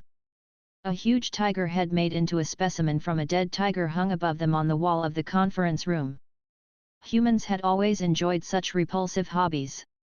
Before it died, the tiger was considered the king of beasts. However, it ended up becoming humanity's plaything after its death. This was the power of humanity. The entire conference room looked magnificent and grand. It was as though this place was never affected by the cataclysm, and those who were here had always held authority in their hands. The elder seated in the seat of honor was tapping his fingers on the table. How is Qinghuai's progress? They've went around the Jing Mountains 2 days ago, and it's estimated they'll reach stronghold 113 by today.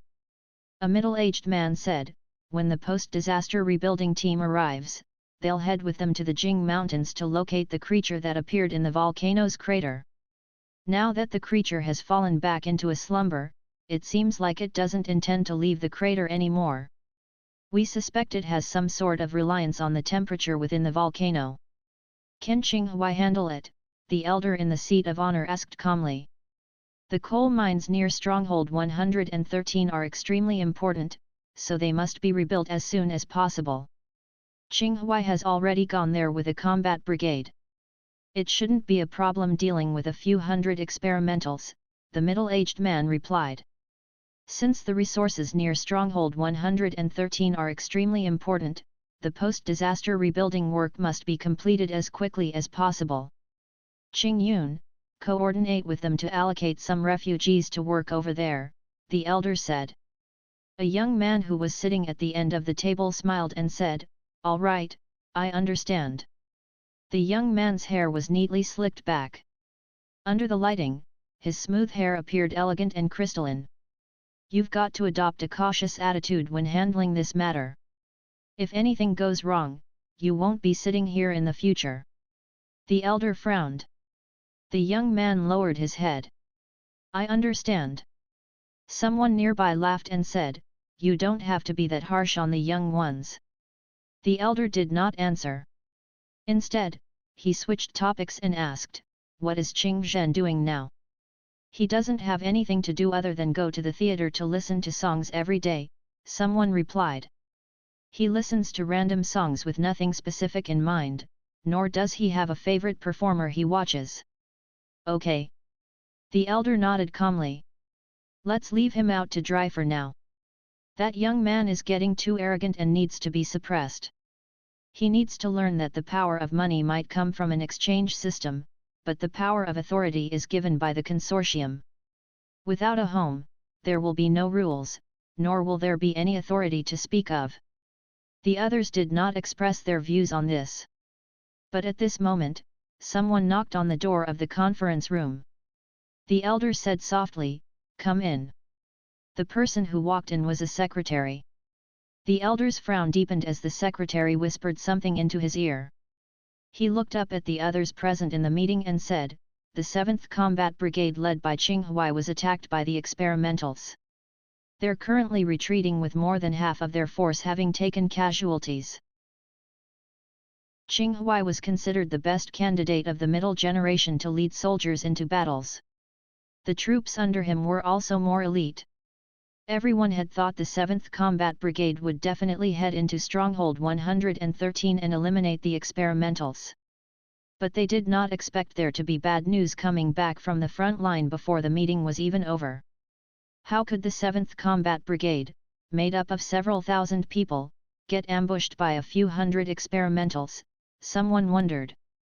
Could this information be false? We all know the 7th Combat Brigade is equipped with the best gear, and its combat capability is the strongest as well. Naturally, the person who spoke knew the most powerful units in the Qing Consortium had been the 5th Combat Brigade under Qing Zhen and the 6th Combat Brigade under Luo Lan. But those brigades didn't exist anymore. The 5th Combat Brigade had already been disbanded, and all of their soldiers had been separated and reassigned to other brigades, whereas the 6th Combat Brigade had perished in the earthquake. In reality, everyone had been reluctant to make a move on Qingzhen because he and Luolan each possessed a relatively stronger military force that they dreaded. But now that something had happened to Luolan, Qingzhen would be left to fend for himself. However, they were unaware that not all of Luolan's soldiers had perished in the disaster at Stronghold 113. The earthquake only split the military base in two, forcibly separating the combat troops and making it impossible for them to join up with the other.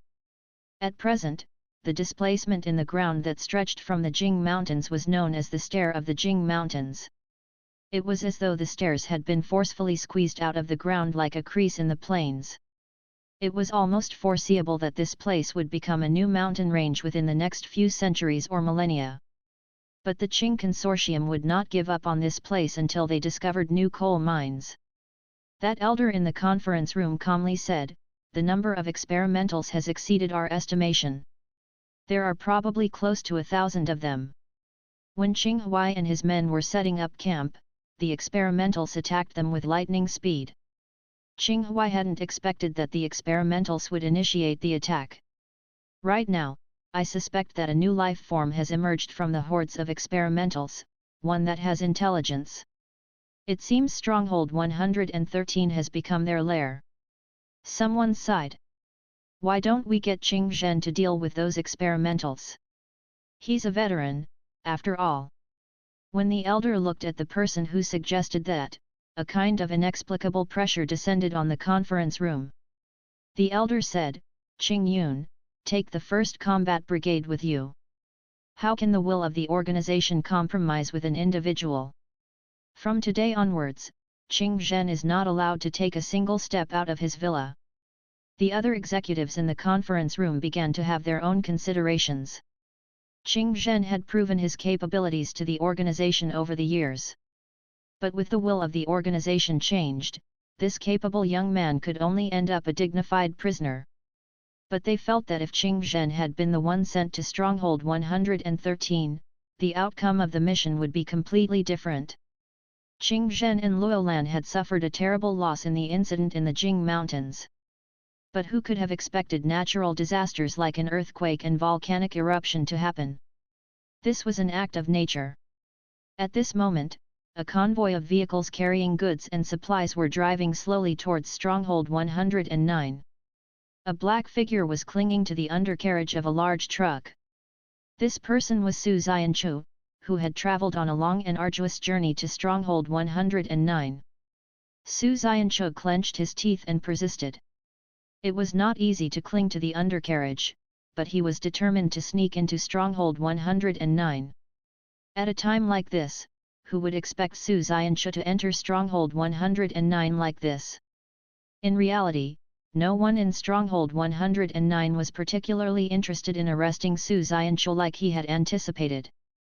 After all, this place was not controlled by the Qing consortium. Even if Liu Yuan was diplomatic towards them, he was not going to actively follow up on this case. Moreover, everyone felt Su Xianchu would not attempt to get into the stronghold by force. Hence, Ren Xiaosu discovered that even though the Public Order Division had put up a wanted poster of Su Xianchu when he visited the jewelry shop, they only instructed the shop owners to report to them should someone come to sell unknown sources of gold. If they wanted to carry out stringent checks, it would probably be much stricter than this. This was why Su Xianchu went with the most correct judgment based on his common sense. The private troops on guard duty would be changing shifts soon. Su Xianchu knew exactly what the private troops' behavior was like. This applied to almost all of the private troops in the world since all the organizations in the world were almost the same. When he was still at Stronghold 113, he had observed that the private troops would usually check the cargo trucks very carefully when they were passing through. But their inspection would get a lot slacker during the shift change at night. In fact, many contraband items were transported into the stronghold during that time frame. Some people would even purposely bribe the private troops in hopes that they would turn a blind eye to their activities. Su Xianchu had guessed that it would be the same for the private troops in Stronghold 109. Of course, he was not a 100% sure of that. But if he wanted to infiltrate the stronghold, this was the only time he could do it. If he could not get in, he would just be forced to run away again. It was not like those private troops could stop him anyway. Sure enough, it was just as Su Xianchu had predicted. This goods and supplies convoy was not even given the most basic of inspections as it entered the stronghold. This made Su Xianchu both relieved and suspicious at the same time. It seemed to him like the management of the private troops in Stronghold 109 was slacker than that of Stronghold 113. After the convoy drove noisily into the stronghold, Su Xianchu climbed into the cargo container from underneath the truck. These vehicles were similar to coal trucks, with an open-air hauler. Su Xianchu sat in the container and thought about the next phase of his plan. As he was exhausted from fleeing, all he wanted was to find a secluded place where he could eat something and get some rest. When he looked at the goods in the container, Su Xianchu suddenly had some doubts. Everything here was sealed in wooden boxes, so he could not see what was in them. Su Xianchu took out his dagger to pry open a wooden box. He was stunned when he saw the goods, because they were all filled with guns and ammunition. All of a sudden, the truck deviated from the convoy. The rest of the vehicles continued driving forward, but the truck he was in had separated from the main group and was headed for who knew where. Su Xianchu immediately knew something was wrong. This truck was not delivering the firearms to the Li Consortium. If it were, it would not have to do it in secret. Someone must be smuggling all of these weapons in. Before he could figure it out, the truck came to a halt. Then he heard a voice come from outside the truck, "Hurry up, unload the goods and place them in the warehouse. Find an opportunity tomorrow to distribute them." The side door of the container opened up with a rumble. Right after, Su Xianchu and Luolan stared at each other. As it was in the wee hours of the morning, Luolan looked into the container while shining a flashlight. He wanted to have a clearer look at the person inside the container. Then Luolan shouted, "The fuck? Su Xianchu!" But Su Xianchu was a little stunned. He could never have expected to encounter Luolan at this place. But he quickly realized there was an inevitable connection behind this seeming coincidence. The time Su Xianchu chose to infiltrate Stronghold 109 was when the private troops were laziest in carrying out their inspection duties. Hence, many people usually chose this time frame to smuggle items into the stronghold. Currently, the Qing Consortium could only rely on smuggling to transport firearms into the stronghold controlled by the Li Consortium. So by stowing away in a vehicle that was used for smuggling, he ended up meeting Luolan, who was just receiving a batch of smuggled firearms. But surely this truckload of firearms would be enough to launch a small-scale battle, right? Was the Qing Consortium going to attack Stronghold 109? The most difficult thing for Su Xianchu to accept was that he got recognized at a glance even when his face had already become so dirty. In that instant, Su Xianchu jumped out of the container. He kicked Luolan in the chest and ran out onto the street. The Qing Consortium's troops would not be able to react yet.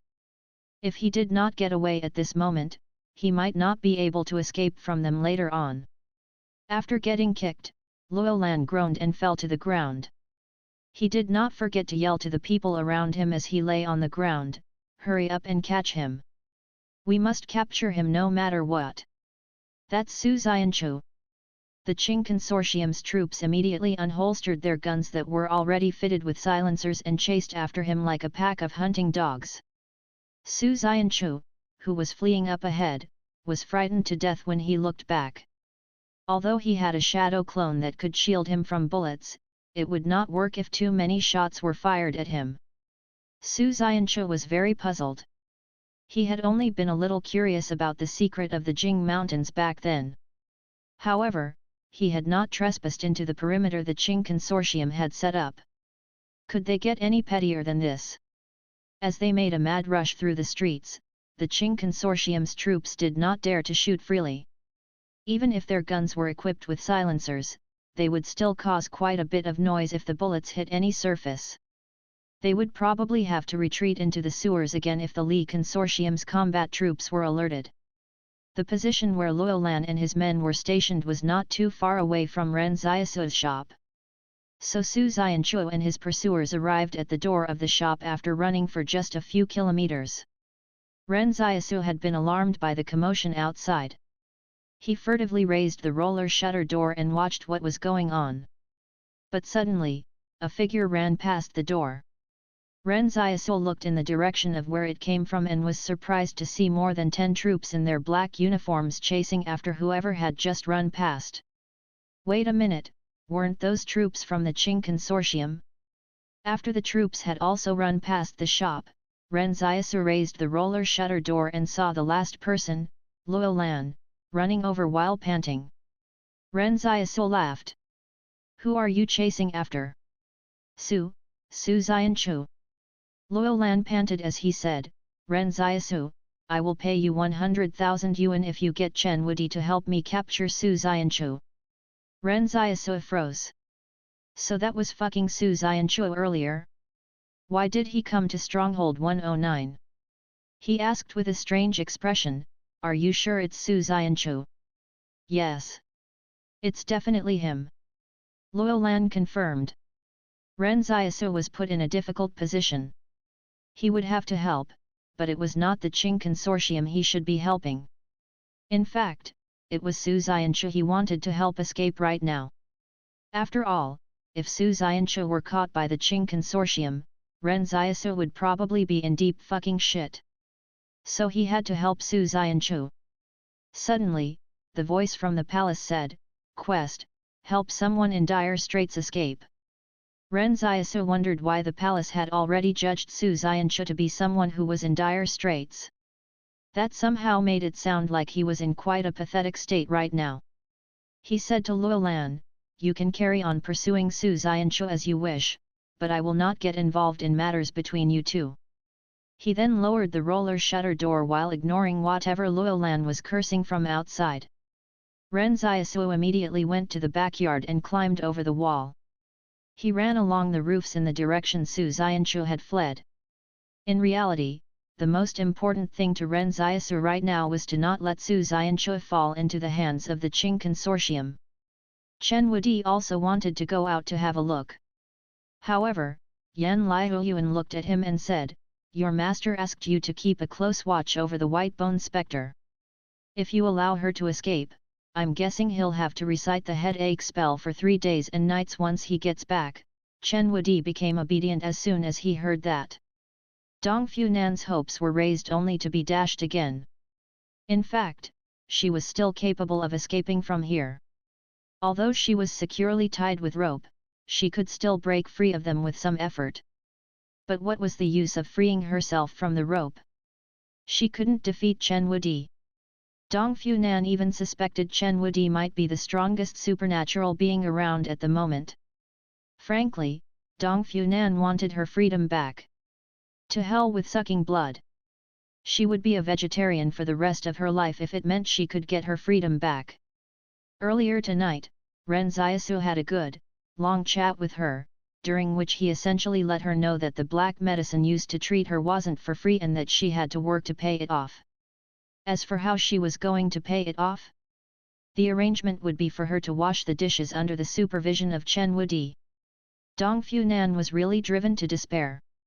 Just based on Ren Xiaosu's ferocity, it was no different from how the organizations exploited the refugees. She would like to have asked what he did with the money Luolan paid him. However, her mouth was still so numb she could not speak a word. Ren Xiaosu told her that if she did not say anything, he would consider her to have given him her consent. At this moment, Dong Funan was hungering for freedom more than anything else. It would be fine if she only had to face Chen Wudi. But right now, the one she was most worried about was actually Yan Liuyuan. It was easy to fool Chen Wudi as he was so simple-minded.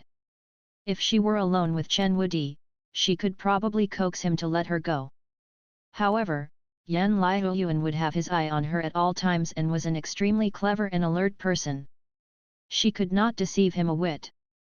By this time, Ren Xiaosu had pushed his speed to its limits as he leaped and bounded over the roofs. In just a few short minutes, he could already hear the footsteps of the Qing Consortium's troops. He glanced at Su Xianchu, who was up ahead, and was surprised to see he was running with all he had while Luolan and his men chased him from behind. However, Ren Xiaosu was a little puzzled by this. Logically speaking, Su Xianchu's current physical fitness should have exceeded that of ordinary humans. So why was he running so slow? Ren Xiaosu did not know that Su Xianchu was famished. Why else would he be running so slow? As Ren Xiaosu kept up with them, he wondered what he should do to save Su Xianchu without offending Luolan at the same time. Wait a minute, don't I have a godlike power for hitting someone in secret? A moment later, Luolan suddenly saw a hand stretching out from the shadows of the roof's eaves next to him. It slapped his forehead, making him tumble to the ground. Luolan realized this was the power used to open doors in the shadows. But wasn't this power unique to Luo Xinyu? He shouted in fury, "Luo Xinyu, fuck your grandpa! Aren't you people from the saboteurs done yet?" It was purely just a slip of the hand that he slapped Luolan's forehead. It was because he still didn't have full control of the shadow door. However, it was wonderful that it made Luolan think it was Luo Xinyu who did it. This girl and Yang Xiaojun had already sabotaged him so many times in the past. If Ren Xiaosu could make the Qing Consortium pay more attention to them, he really would not mind slapping Luolan's forehead a few more times. Ren Xiaosu kept closing and reopening the shadow door. In an instant, the Qing Consortium's troops felt insecure. They were all afraid the shadow door would suddenly open next to them. All of a sudden, the mysterious shadow door caused the Qing Consortium's troops to fall into disarray. All of them were left wondering where the hand would appear next. But it wasn't only them who thought this way. Even Ren Xiaosu himself was unsure of where the shadow door would open next. Ren Xiaosu sighed. By not even knowing where the shadow door would appear, he had achieved the highest realm of mystery. The shadow door superpower was really useful since it was impossible to defend against. In fact, even if Luo Xinyu, who was the originator of the power, used it, she might not be able to use it as effectively as Ren Xiaosu, because she could not open the door as many times as he could. As such, she had always used shadow door sparingly. But Ren Xiaosu did not know that. He thought shadow door would not tap into his willpower at all. Tang Zhou looked at Luolan and asked, "Boss, what should we do now?" Luolan said resentfully, "Did you see that? We're at a huge disadvantage without a supernatural being on our side. Why are all of you so weak? Shouldn't at least one of you have had your superpowers awakened?" Tang Zhou replied, Yes, we'll try our best to do so." Although Luolan was disgusted by them, nobody minded it. Boss Luo had always been a jerk anyway. Luolan sighed. "Let's retreat for now. If we continue chasing him, who knows if monsters might start appearing as well." "Boss," Tang Zhou wondered, "is Su Xianchu a member of the saboteurs as well? Why did Luo Xinyu suddenly appear the moment we started pursuing him?" "That's impossible," Luolan refuted. "Seeing how pathetic Su Xianchu looked just now, he's definitely not a member of the saboteurs." "That's true." Tang Zhou nodded. Ren Xiaosu finally felt relieved when he saw Luolan and his men giving up the chase. As long as Su Xianchu did not get caught by them, everything else would be easy to handle. He glanced in the direction Su Xianchu had escaped and carefully considered things for a moment before chasing after him. Ren Xiaosu still felt a little bad for making Su Xianchu the scapegoat when he was in the Jing Mountains. After all, Su Xianchu had become the Qing Consortium's most wanted criminal without even offending anyone. Although Ren Xiaosu had been forced to do so, it did not mean he felt good about it. Su Xianchu would have to continue taking the blame, but Ren Xiaosu should still repay him for being the scapegoat, right? Ren Xiaosu kept looking out for Su Xianchu's whereabouts as he made his way forward on the roofs. When he spotted Su Xianchu, he was surprised to find him hiding on the rooftop of a ranch-style house and gasping for breath. He looked utterly exhausted. He shouted, "Su Xianchu! Su Xianchu sprang to his feet and put his guard up. Ren Xiaosu quickly said, "It's me." Ren Xiaosu. Su Xianchu was stupefied. Then he looked like he had met a family member again. "Ren Xiaosu, what are you doing here?" It's a long story. Stronghold 113 collapsed not long after I got back there, so I had no choice but to flee here." Ren Xiaosu jumped over to the roof Su Xianchu was on and asked, "Why did you come here too? Don't bring it up." Su Xianchu said miserably, "I planned to go to Stronghold 112 at first, but that place collapsed as well. Then I headed to Stronghold 111 only to discover the Qing Consortium had already marked me as a most wanted fugitive." In fact, Ren Xiaosu felt a bond of friendship when he saw Su Xianchu. After all, they had traveled together while they were in the Jing Mountains. Although their time spent together was very short, the adversity they went through got them to know each other better and deepened their relationship. He said to Su Xianchu, "So you fled here from Stronghold 111? But how did you bump into Luo Lan?" Su Xianchu was speechless. "I was hiding in a smuggler's truck that just so happened to be used by that fatty Luo to traffic firearms." Were those firearms brought here to deal with you? I didn't expect Luo Lan would actually come here just to arrest you. You should be careful. He's brought in a lot of firearms." From Su Xianchu's perspective, he would not know why Luo Lan had brought so many firearms into the stronghold.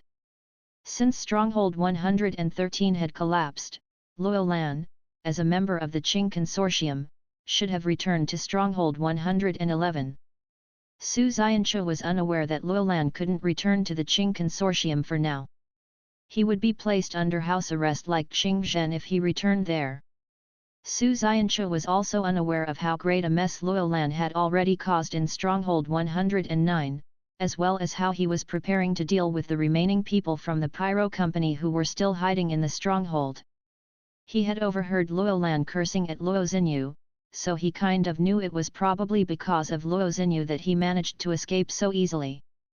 Before this, Su Xianchu did not know Luo Xinyu was also a supernatural being. After all, he did not go into the Qing Consortium's perimeter in the Jing Mountains. But now he realized Luo Xinyu might not be that easy to figure out either. So Su Xianchu thought Luo Lan had smuggled in the firearms so he could arrest Ren Xiaosu and Luo Xinyu with them. Worried, Su Xianchu said, "It must have been hard for y'all to escape the pursuit of the Qing Consortium, right?" Ren Xiaosu said calmly, "Yeah, it was really difficult." "Why do you think the Qing Consortium is sparing no effort to pursue us?" Su Xianchu brought up the biggest question weighing on his mind.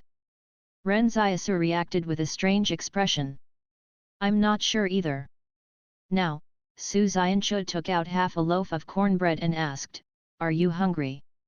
For some reason, Ren Xiaosu choked up with emotion. "I'm not hungry." "Su Xianchu, you're a good guy." In that instant, Ren Xiaosu even thought of surrendering himself to the Qing Consortium. He took out a letter and a stack of money from his pocket. "Take this with you." Su Xianchu was taken aback. "What's this?" "There's 5,000 yuan here in a letter." Ren Xiaosu said, "Take this letter to Stronghold 178 and look for a man named Zhang Jinglin. He'll see to your future prospects." This was something Zhang Jinglin had promised Ren Xiaosu. But now Ren Xiaosu was going to give it to Su Xianchu. When he thought about Mr. Zhang, Ren Xiaosu felt that a person like Su Xianchu would definitely have a chance to shine when he got to the northern frontier. In the first place, Ren Xiaosu's group did not have much money to speak of. Although their business was slowly getting on track, they had not really made much. Although he had smelted quite a few gold bars, he could not give them to Su Xianchu. Otherwise, Su Xianchu would guess what had happened. Su Xianchu asked, "Stronghold 178? I was just thinking of trying my luck there. Although I don't know who Zhang Jinglin is, let me thank you in advance." "Ren Xiaosu, you're a good guy." Gratitude received from Su Xianchu, +1. When Ren Xiaosu saw the gratitude token, he got mixed feelings. But at this moment, a few dark figures on a roof were slowly approaching them in the distance. Ren Xiaosu looked around and was surprised to find that they had already been surrounded by those people. However, he had never come across any of them before. When those people got closer, Ren Xiaosu noticed the logo of a small flame on the bosom of their shirts. During this recent period, Ren Xiaosu had gotten a rough idea of the type of organization the Pyro Company was. Their lust for the blood of supernatural beings had placed them way high on Ren Xiaosu's to be wary of list. Ren Xiaosu was relieved when he heard the Li Consortium had expelled the members of the Pyro Company from the stronghold, because he was worried Chen Wudi would attract their attention after his identity was exposed. Later, both Luolan and Yang Xiaojun mentioned there were still some of the Pyro Company's members hiding in the stronghold. And tonight, they had targeted him and Su Xianchu. Su Xianchu asked in a whisper, "They're from the Pyro Company." Su Xianchu was obviously not as knowledgeable as Ren Xiaosu about the outside world. Ren Xiaosu made a sound of affirmation. "Be careful, they're not good people. They specialize in catching supernatural beings." Taken aback, Su Xianchu said, "Oh, I see." Su Xianchu then unholstered the gun he had brought from Stronghold 113. On his journey thus far, he had not used it much at all. Although firing the gun might attract more trouble, they couldn't worry about that at this time. Ren Xiaosu observed the layout of their surroundings and noticed the roofs were mostly even in height. The four members of the Pyro Company were each standing in the north, south, east, and west and looked like they were going to beleaguer Ren Xiaosu and Su Xianchu. It didn't look like they were planning on letting either of them off. They might have to fight to the death tonight. However, Ren Xiaosu did not want to show that he had the power to summon a shadow clone in Su Xianchu's presence. One of the young men laughed and said, "We have never failed when midnight strikes. Why don't the two of you just surrender and save us the trouble?" Su Xianchu hesitated before saying, "Midnight? But dawn's breaking. Something might be wrong with your watch." The young man from Midnight was visibly taken aback. He suddenly realized Su Xianchu might not even have heard of the team called Midnight before. Ren Xiaosu wondered where this dumb person hailed from. "If you want to fight, just fight. What are you being all cocky about?" But at this moment, Su Xianchu and Ren Xiaosu suddenly raised their guns and fired. It was as though they had discussed this beforehand and did so without any hesitation. The loud and clear gunshots cracked through the night, as if trying to scare awake the sleeping stronghold. Being in a battle meant fighting to the death without the need for superfluous words. You didn't need to attach any meaning to it or consider the consequences. The moment you placed yourself in a battle, the only consideration was to win. But the moment Ren Xiaosu and Su Xianchu raised their guns and fired, their respective targets dodged the bullets by tilting their heads to the side at the same time. They had calculated the trajectory of Ren Xiaosu's and Su Xianchu's shots in an instant, and their reactions were so fast they could move at will. They barely budged, only tilting their heads to the side to dodge the incoming bullets. Ren Xiaosu's heart slowly sank. No wonder they were blabbering on and on. They were actually this formidable? In fact, he could also judge the short-range trajectory of a shot based on the angle the shooter was aiming at. But if their opponents were all at this level, he realized he and Su Xianchu might not be able to defeat them. Although Su Xianchu had Shadow Clone, his current strength was quite weak and would probably end up becoming a hindrance between the two of them. Ren Xiaosu looked at the Midnight members and remembered what Yang Xiaojun had mentioned to him about how the Pyro Company's plans had only been messed up by Luolan because Midnight was not there. It seemed like she was serious about that. He silently examined his options on how to deal with this tough situation before him in his mind. But the four Pyro Company members around him seemed very calm and not in a rush. This put a tremendous amount of pressure on Ren Xiaosu. If they tried to run away, it might work out for Ren Xiaosu. However, it would be rather difficult for Su Xianchu to get out of here safely. Moreover, since he had been targeted by them, could he really avoid future trouble? They likely targeted Su Xianchu due to Luo Lan's pursuit. However, it looked like they had now made a spontaneous decision to capture Su Xianchu. If Ren Xiaosu departed now, the Pyro Company would probably start searching all over the stronghold for him. Ren Xiaosu said calmly, "What are y'all planning to do by taking us away? Contribute to the survival of mankind?" The young man who was the leader of the group smiled and said, "Just think about it. How glorious will it be for your genes to be the last common ancestor of mankind as it survives in the population with the breakthrough of genetic modification. All of humanity will remember you." Ren Xiaosu smiled and said, "So are y'all also the beneficiaries of genetic modification?" "That's right." The young man smiled and said, "It will be such a great achievement to go down in the annals of history, and the price for that is nothing more than the loss of freedom." "What if I choose freedom instead?" Ren Xiaosu asked. Then he tore off a piece of cloth from the bottom of his shirt. He was thinking of tying it around his hand to let it flutter in the wind. The young man looked at Ren Xiaosu and said, "If you choose freedom, I'm afraid you'll have to pay a price you can't afford." The nearby residents seemed to have been awoken by the gunshots. In the dark of the night, many of the households suddenly turned on their lights. Ren Xiaosu believed the Li Consortium or other major powers would start arriving soon. Ren Xiaosu calmed down completely. He looked at the young man and said, "The price of freedom is what makes freedom even nobler." The cloth that had been fluttering stopped moving. The atmosphere seemed to solidify as the wind stopped. Ren Xiaosu muttered silently in his mind, "Now." In that instant, killing intent struck like lightning from afar. The young man who was speaking suddenly saw his chest burst apart as his blood sprayed out in a fan shape and splattered onto the roof. A bullet had rifled in from several hundred meters away. It wasn't until Ren Xiaosu saw the blood spraying into the air that he heard the gunshot. The crimson blood contrasted starkly with the dark of the night. "Thanks." Ren Xiaosu gave a brilliant grin. He said to Su Xianchu, "Go and handle the left side." As soon as he finished speaking, Ren Xiaosu jumped to the roof on his right. An opening had appeared in the perimeter formed by the four people. This was the way out created by Yang Xiaojun. There would not be another shot from the sniper. Ren Xiaosu knew that even with perfect firearms proficiency, it would be impossible to hit a fast-moving supernatural being over several hundred meters. Unless, of course, Yang Xiaojun was a god. As such, Ren Xiaosu could only rely on himself.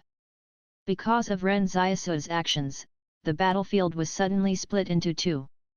Of the three remaining Midnight members, one stayed behind to deal with Su Xianchu while the other two chased after Ren Xiaosu.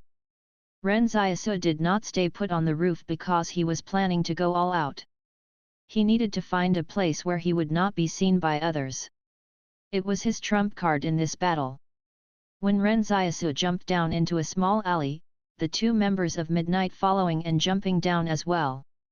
But just as they were about to pursue him, they discovered that Ren Xiaosu did not continue running. He stood there alone and trapped them in the alley. They looked at each other and wondered where this young man's confidence came from. He dared to challenge the two of them all by himself. Since he could not ignore the problem, he would kill those who caused it. Such was the law of the wilderness. The two supernatural beings looked at each other and opened fire on Ren Xiaosu in unison. They had already failed once tonight. If they failed again, they would most likely face the fate of obliteration as well. The walls on either side of the alley were made up of slate-grey bricks, and Ren Xiaosu had no space to avoid being shot. But in that instant, the shadow clone in the palace separated from Ren Xiaosu and appeared in front of him. Ren Xiaosu and the shadow clone were standing in a perfectly straight line. When the bullets hit the shadow clone, it was as though they had been fired into the deep sea. The bullets could not penetrate it to cause any damage to Ren Xiaosu whatsoever. But as the bullets hit the shadow clone's body, Ren Xiaosu felt like they were directly hitting him. He could only frown and endure the pain for now. The intense pain continued to spread through his limbs and bones. But the more the pain, the more sober Ren Xiaosu felt. It seemed like the two supernatural beings from midnight had not expected that Ren Xiaosu's superpower could summon a shadow clone. The reason they had been hunting them was so they could capture Su Xianchu. The Qing Consortium issuing an arrest warrant for Su Xianchu, as well his appearance and superpower, was no longer a secret.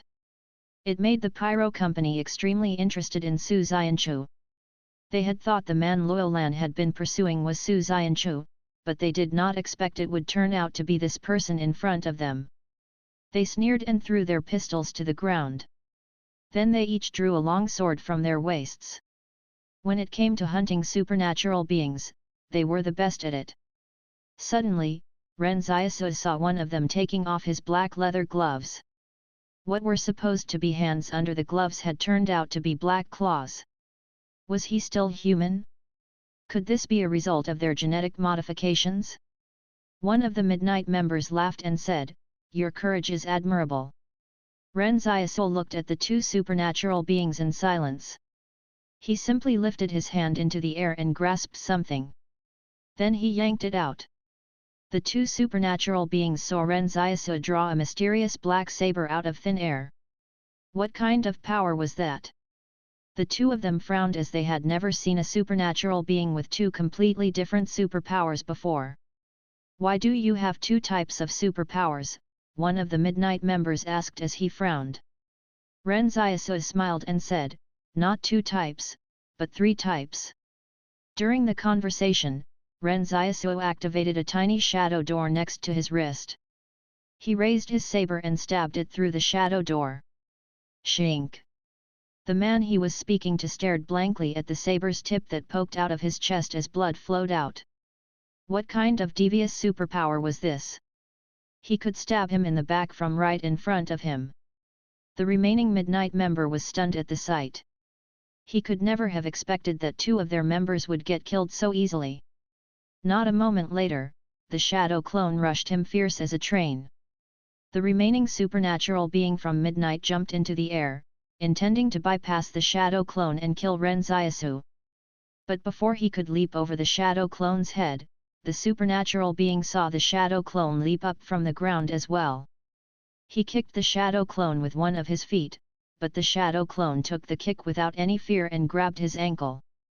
The excruciating pain spread from the supernatural being's ankle and swept through his consciousness. The shadow clone's hands were crushing his ankle like a pair of pincers. With a crack, he was shocked to discover his ankle had really been crushed. Importantly, their bones and muscles were much tougher than that of most other supernatural beings. In normal battles, they were the ones who could withstand the most attacks. But now the tables had been turned. Never mind the fact the ghostly shadow clone could block bullets, it could even crush his ankle with its bare hands too. Just how terrifying was its strength? Meanwhile, Ren Xiaosu, who was initially on high alert, was stunned. Why were these people so weak? The shadow clone did not stop after crushing its opponent's ankle. It grabbed his broken ankle and ruthlessly pulled him down towards the ground. As they fought in midair, their movements were so fast that after-images could be seen. Their powerful moves even felt like it was causing the air around them to combust and explode. The shadow clone and the supernatural being were trading blows. But the supernatural being suddenly realized that while he was nearly beaten to a pulp, his opponent was still acting like it suffered no damage. During this time, he did not even have the chance to use his power. When the two of them landed on the ground, the shadow clone's feet touched the floor first. However, it did not stop there as it immediately sprinted at the supernatural being again, grabbing him with its hands and slamming his body into the wall of the alley. With a boom, cracks formed on the wall. The cracks were like a horrible spider web that appeared on the wall. The supernatural being who was stuck in it looked like a picture that had been hung on it. Before he could recover from the shock, he saw the shadow clone take a small step backwards. The shadow clone bent forward with one foot in front. When it moved again, it charged ruthlessly at him like a cannonball, leading with its shoulder to deal maximum damage. The supernatural being's abdomen caved in rapidly. It was evident just how terrifying the force of collision was. Just as Ren Xiaosu was about to heave a sigh of relief, he felt the air behind him ripple like water. Ren Xiaosu immediately looked behind himself and barely spotted the outline of a supernatural being charging at him with a sword. It turned out Midnight did not only have 4 members. There was another one lurking in the shadows with his superpower. Are they done yet? Ren Xiaosu sneered. His abdomen muscles tightened as he twisted his body around and slashed his saber. His iron will roared through the air. No one knew what would happen in the next moment except for Ren Xiaosu. With a clang, the supernatural being was shocked to find the sword he usually relied on to fight had broken upon impact with the mysterious black saber like it was made of paper. Right after, he saw his arm separating from his body, and the severed arm was spurting blood like a pump. His previously transparent body revealed itself in midair, leaving him with nowhere to hide. Ren Xiaosu already knew the black saber was extremely sharp when he used it to kill the experimentals. The items his mysterious mind palace gave him had never disappointed him before. Then Ren Xiaosu tensed his legs as he rushed forward, exuding a huge aura of pressure. Before his opponent could come back to his senses, Ren Xiaosu had taken his enemy off the ground and nailed him to the brick wall at the end of the alley with his black saber. Ren Xiaosu pulled the black saber out from the wall and corpse, letting it fall awkwardly to the ground because it had lost its support. Right now, the entire alley seemed to be stained with blood. Ren Xiaosu stood there in silence with only one thought in mind: these people from Midnight don't seem strong at all. As the saying went, it looked like they were heroes, but they turned out to be zeros. The supernatural beings were so weak they got defeated even though they had fought 3 against 1. He wondered why they were so cocky in the first place. Gratitude received from Su Xianchu, +1. Ren Xiaosu was seriously considering if he should persuade Su Xianchu to stay behind just so he could say thank you to him every day. However, Su Xianchu continued, "But I can't stay around any longer. After tonight's battle, they might lock down the entire stronghold even more securely. It'll be impossible for me to leave when that happens, so now is the best opportunity to leave." Ren Xiaosu said with some regret, "Aren't you gonna wait a bit more? I'll only implicate you if I stay any longer." Su Xianchu said sincerely, "Ren Xiaosu, if we're fated to meet, we'll meet again." Ren Xiaosu thought for a while and nodded. "We'll probably see each other again at Stronghold 178, so take care." After this exchange, Su Xianchu left without even looking back. As for how he was planning to leave, it didn't seem like it was going to pose a problem to Su Xianchu since he was a former private army officer. At this moment, Ren Xiaosu could hear shuffling footsteps on the streets in the distance. It seemed that the troops from the stronghold were almost here. Ren Xiaosu was really hoping all of the other major powers in the stronghold would fight among themselves. Then no one would have the energy to worry about him once everyone started fighting for their lives. After Ren Xiaosu and Su Xianchu left, a security team from the stronghold's public order division finally arrived. They quickly sealed off the scene and sent their men to inform the Li Consortium. They could tell something was wrong just by looking at the battle that had taken place here. This was not a fight between normal people, it was a clash involving supernatural beings. Furthermore, the people from the Public Order Division realized that this was not something they could interfere with when they saw the Pyro Company's logo on the clothes of the dead victims. In reality, the Public Order Division also knew something was stirring in the stronghold. There was the massacre at No. 4 Psychiatric Hospital, and the explosion set off by the Pyro Company when they were attempting to capture some supernatural beings. With these cases put together, even a fool would know it was better not to get embroiled in whatever was going on if they wanted to live. As a matter of fact, the Public Order Division was made up of average people, and they were only equipped with small-caliber firearms that could be used to deal with run-of-the-mill thieves. But if they encountered a supernatural being, they would definitely end up getting slaughtered. On the rooftop of a high-rise building in the distance, Yang Xiaojin had just stowed her gun. Beside her, Luo Xinyu was holding the railing and wondering, Don't you find it strange? Although that wasn't the main force of the Midnight Task Force, that kid still killed them too easily. Did we underestimate him too much? Yang Ziajin was thinking about something as she looked out at the battlefield in the distance. True, it was a little unexpected. I used to think his combat strength was not that high, so I didn't expect him to take on 3 opponents at the same time. Although I didn't exactly see what happened in the alley, Ren Xiaosu must have faced 3 opponents if Su Xianqiu only took on one of them. It's standard for Midnight to have 5 members per team when conducting missions. They've always liked outnumbering their opponents, after all, Luo Xinyu said in a bored voice. Somehow, they managed to screw it up this time. After this incident, I reckon they'll finally understand the principle that numbers mean nothing in the face of absolute power when dealing with a supernatural being. I had wanted to carve out an escape path for him. Yang Ziajin was also quite surprised. But I never imagined he'd end up massacring all of the Midnight members. That lad's really bloodthirsty. Luo Xinyu said, it was so apparent in his eyes when we were making our way into the Jing Mountains. Once there are any signs of a threat, he tries to rid the problem. A supernatural being born of the wilderness has always been more ruthless than those who had their powers awakened in a stronghold. Yang Ziajin said, it was probably caused by the environment he lived in. He's only trying to survive, that's all. Why are you so eager to explain him on his behalf? Luo Xinyu said in amusement, this lad's already powerful enough by himself, and he even has that Chen Wudi, whose combat strength is unknown, on his side too. That already makes their small group quite powerful. Should we draw both the Li Consortium and your Yang Consortium's attention onto them so the focus won't be on us? They just want to live a stable life in the stronghold. Don't give them any unnecessary trouble, Yang Ziajin said calmly. Ha ha ha ha ha, Luo Xinyu burst out laughing.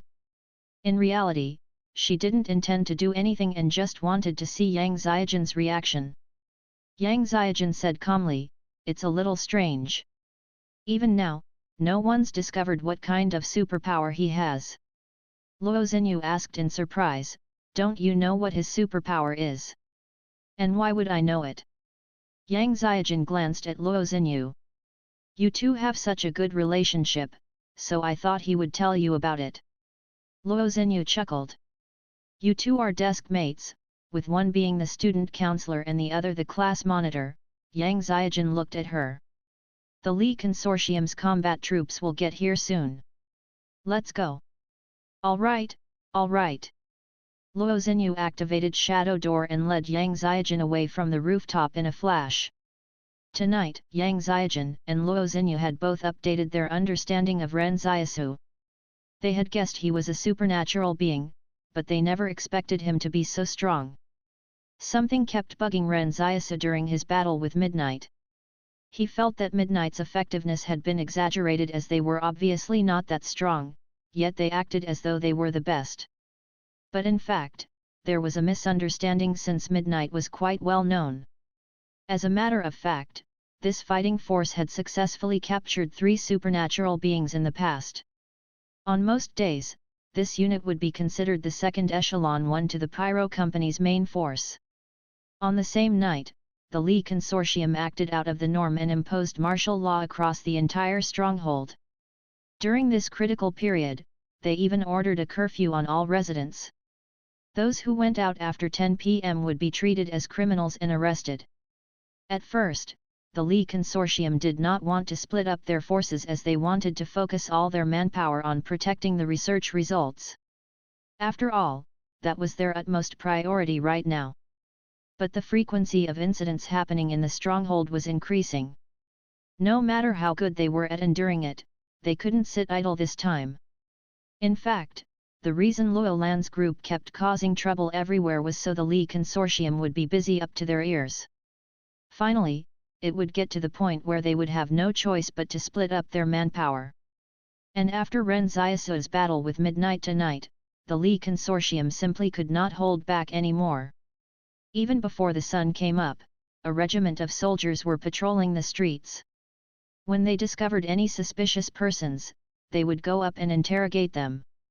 The private troops and public order division had cut short their leave, with 1/3 of the Li Consortium's orbit also mobilized for this operation. All of a sudden, it felt like a war was about to break out in the stronghold. The loose strings had all tightened. Ren Xiaosu could feel the tension outside the shop as a storm brewed in the stronghold. Quest complete. Awarded 1.0 strength. This was a long-awaited fitness improvement reward. During the night battle with Midnight, Ren Xiaosu had realized the importance of having a good fitness. During a battle, the most important and essential traits were strength and speed. When he had overwhelming strength and speed, his opponent might not even get a chance to use their superpower. Furthermore, the fitness of the shadow clone was double that of Ren Xiaosu's own physical fitness. This meant it was a multiplier of his strength and speed. The greater Ren Xiaosu's fitness was, the stronger and faster the shadow clone would be. When Ren Xiaosu's strength increased by 1, the shadow clone's strength would increase by 2. Currently, Ren Xiaosu's strength attribute had reached 8.5, and his dexterity was 5.1. If he faced the two supernatural beings from Midnight again, he would probably have it easier. However, he clearly remembered the quest was still incomplete when he parted ways with Su Xianchu yesterday. It looked like Su Xianchu had finally left Stronghold 109. As such, the palace passed its judgment and decided the quest was completed at this moment. But didn't the quests used to be considered complete as long as he showed the attitude to finish it? Why was it different this time?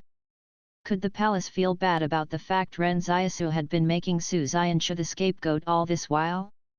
But Ren Xiaosu was glad Yan Liuyuan did not fall sick after making a wish this time. In fact, Yan Liuyuan had made a wish as usual again last night.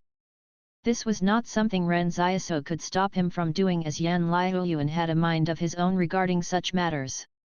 So Ren Xiaosu could have actually tried dodging the bullets instead of using his shadow clone to block the bullets in the alley last night. However, as he was worried the luck factor would cause Yan Liuyuan to suffer, he didn't depend on that. And since nothing happened to Yan Liuyuan, it meant Yang Xiaojin's presence on the battlefield was not due to his wish. Ren Xiaosu looked at Dong Funan, who was washing dishes in the kitchen. He was in a bind regarding how to handle this woman. Wang Fugui asked Ren Xiaosu, "Will Chen Wudi be fine by himself when y'all go to school?" Ren Xiaosu gave it some thought before asking, "You're worried he'll kill her, Ancha?" Wang Fugui chuckled, "Never you mind." After breakfast, Ren Xiaosu took the streetcar to school alone while Wang Dalong and Yan Liuyuan rode the bicycle to school together. In the morning, Ren Xiaosu had instructed Wang Fugui to purchase as many bicycles as he could once the week's allocated dose of black medicine has been sold for a high price. Furthermore, he wanted everyone to learn how to ride a bike. Who knew when the day would come when they would need to escape? Those bicycles would come in handy at that time. They not only had to buy the bicycles but also maintenance tools to repair the bicycles and mend the tires. This was in case the bicycles broke down and became unusable while they were escaping. Ren Xiaosu got rather excited when he imagined the sight of a group of people riding on bicycles to escape. When Ren Xiaosu arrived in class, Yang Xiaojin was already at her seat. She looked up at Ren Xiaosu and asked, "Did anything strange happen other than the battle with Midnight yesterday?" Ren Xiaosu was stunned. "What do you mean?" "Last night, the Qing Consortium suddenly upped the reward for the capture of Luo Xinyu for some reason." Yang Xiaojin said calmly, "But the Qing Consortium definitely wouldn't adjust the reward for no reason. There must be something that happened that we're unaware of." Ren Xiaosu said nonchalantly, "I don't know about that. All I did was save Su Xianchu." Luo Lan's group was initially chasing after him, but they couldn't catch up to him in the end. Yang Xiaojin stayed silent for some time. She wasn't actually expecting an answer from Ren Xiaosu. It was just that she and Luo Xinyu were a little perplexed by this. "Thank you." Ren Xiaosu thanked her sincerely. Whether or not he could defeat Midnight by himself, he still had to thank Yang Xiaojin for coming to his rescue. Yang Ziajin acknowledged him as though it was no big deal. Why did you save Su Xianchu? Do you have some other motive for doing so? Ren Xiaosu said righteously, what other motives could I have? We're friends, after all, and traveled as a group while we were in the Jing Mountains. No matter what, we're teammates. If something were to happen to you, I'd also risk my life to save you. Yang Ziajin cast him a glance. Okay. And so the matter was considered wrapped up. Ren Xiaosu heaved a sigh of relief. He was starting to make more and more people his scapegoats now. Then Yang Ziajin asked, what are you planning to do with Dong Funan? When Yang Ziajin had previously brought her up to Ren Xiaosu, she realized he was not fearful of Dong Funan at all. At the time, she even wondered where Ren Xiaosu's confidence came from. But now it seemed like Ren Xiaosu had more secrets than she had imagined. Moreover, Chen Wudi was likely to be very powerful as well. I was just thinking about it. Ren Xiaosu felt a little speechless when this was brought up.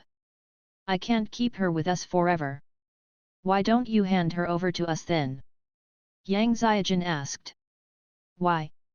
Are y'all doing studies on supernatural beings as well? Ren Xiaosu was taken aback. To be honest, he did not have a good impression of organizations that conducted research on supernatural beings. We don't do studies on supernatural beings. Yang Ziajin said slowly, we only reform them. Ren Xiaosu looked at her in a daze. They could be reformed? How would they reform them? By forcing them to go through physical therapy? He said, I can hand her over to you, but not just yet. He counted on his fingers. In 4 days. Okay, Yang Ziajin agreed. At first, Ren Xiaosu intended to ask Yang Ziajin if there was any compensation for selling Dong Funan to them. But when he thought about how Yang Ziajin had come to his rescue last night, he did not say anything about receiving compensation.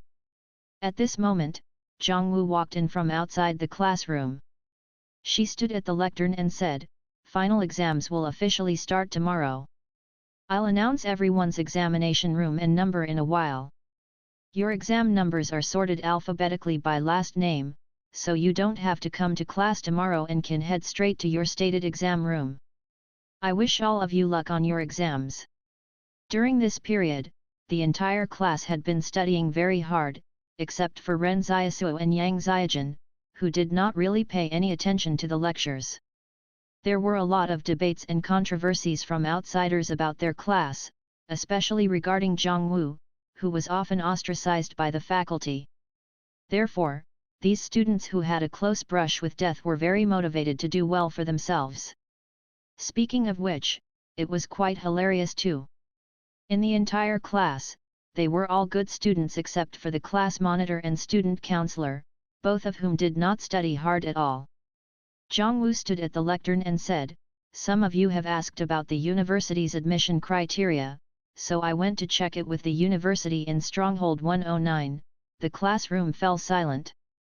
These days, as long as you were an aspiring student, you'd be ambitious enough to attend university, because being a university student in the current day meant having knowledge, status, and money.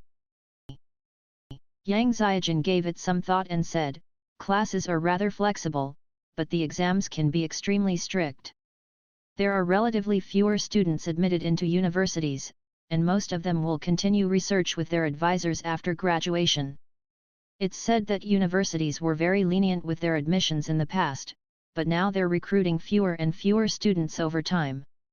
They've become more like a research base these days, and there are only around 20 universities scattered across the hundreds of strongholds in existence.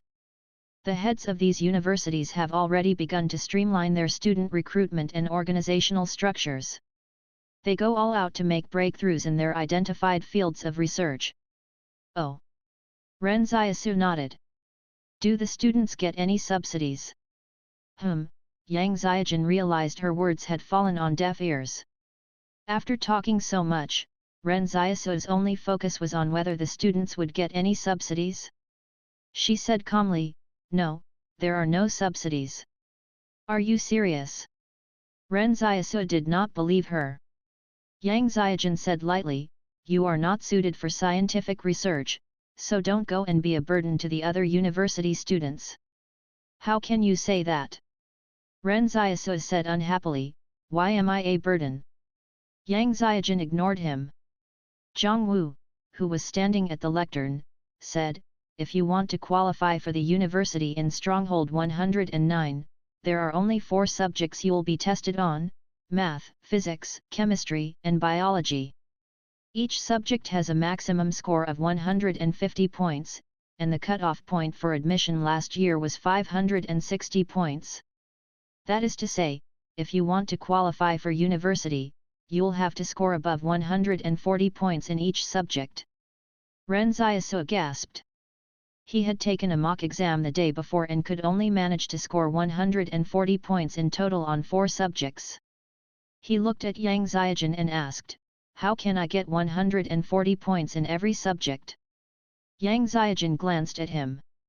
"You can get that by skipping a few multiple-choice questions per section." Ren Xiaosu was speechless. He couldn't understand it at all. Was a hopeless student like her who paid no attention in class qualified to act as though she were a model student? We aren't that different. However, Ren Xiaosu felt that something wasn't right. He decided to ask his mind palace, "What is Yang Xiaojun's proficiency in math?"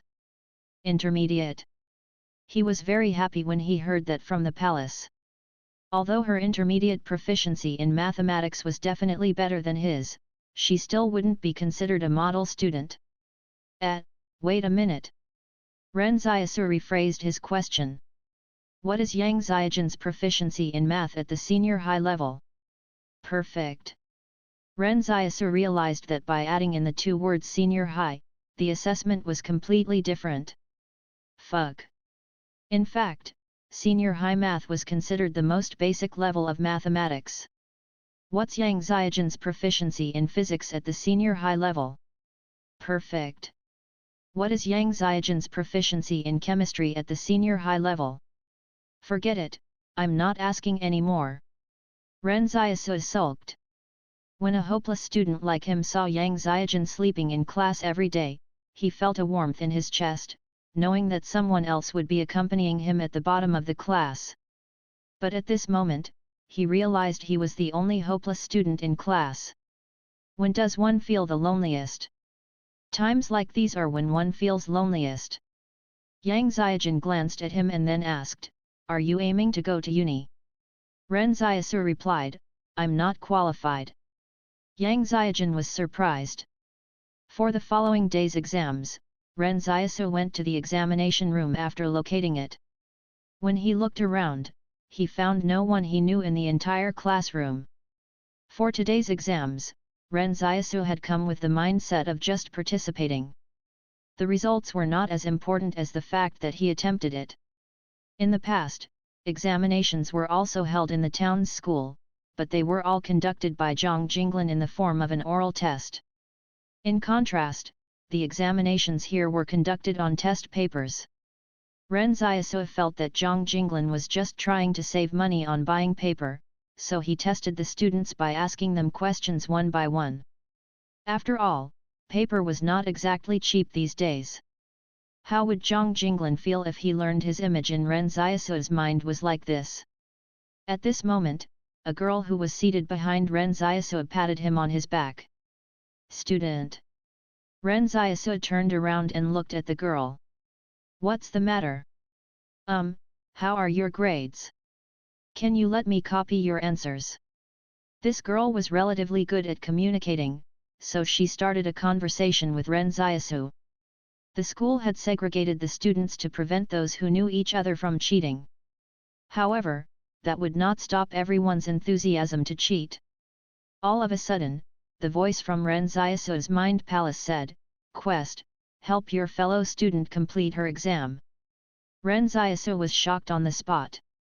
He wondered whether the palace had positive or negative fundamental values. How could it even encourage him to aid someone in cheating? But for Ren Xiaosu, nothing else mattered as long as there was a quest for him to do. Ren Xiaosu looked at the girl and said, "Don't worry, I'll let you copy mine." The girl beamed with joy. "Thank you so much." Gratitude received from Li Mo, +1. Ren Xiaosu thought, this is killing two birds with one stone. Not only can I complete the quest, but I also earned a gratitude token. When the exams began, Li Mo was surprised. She observed Ren Xiaosu from behind and discovered he was writing diligently and answering the test questions. What a good student! Halfway through the examination, Ren Xiaosu shifted his body to the side and allowed Li Mo to copy his answers. When she finished copying and felt satisfied, the bell finally rang.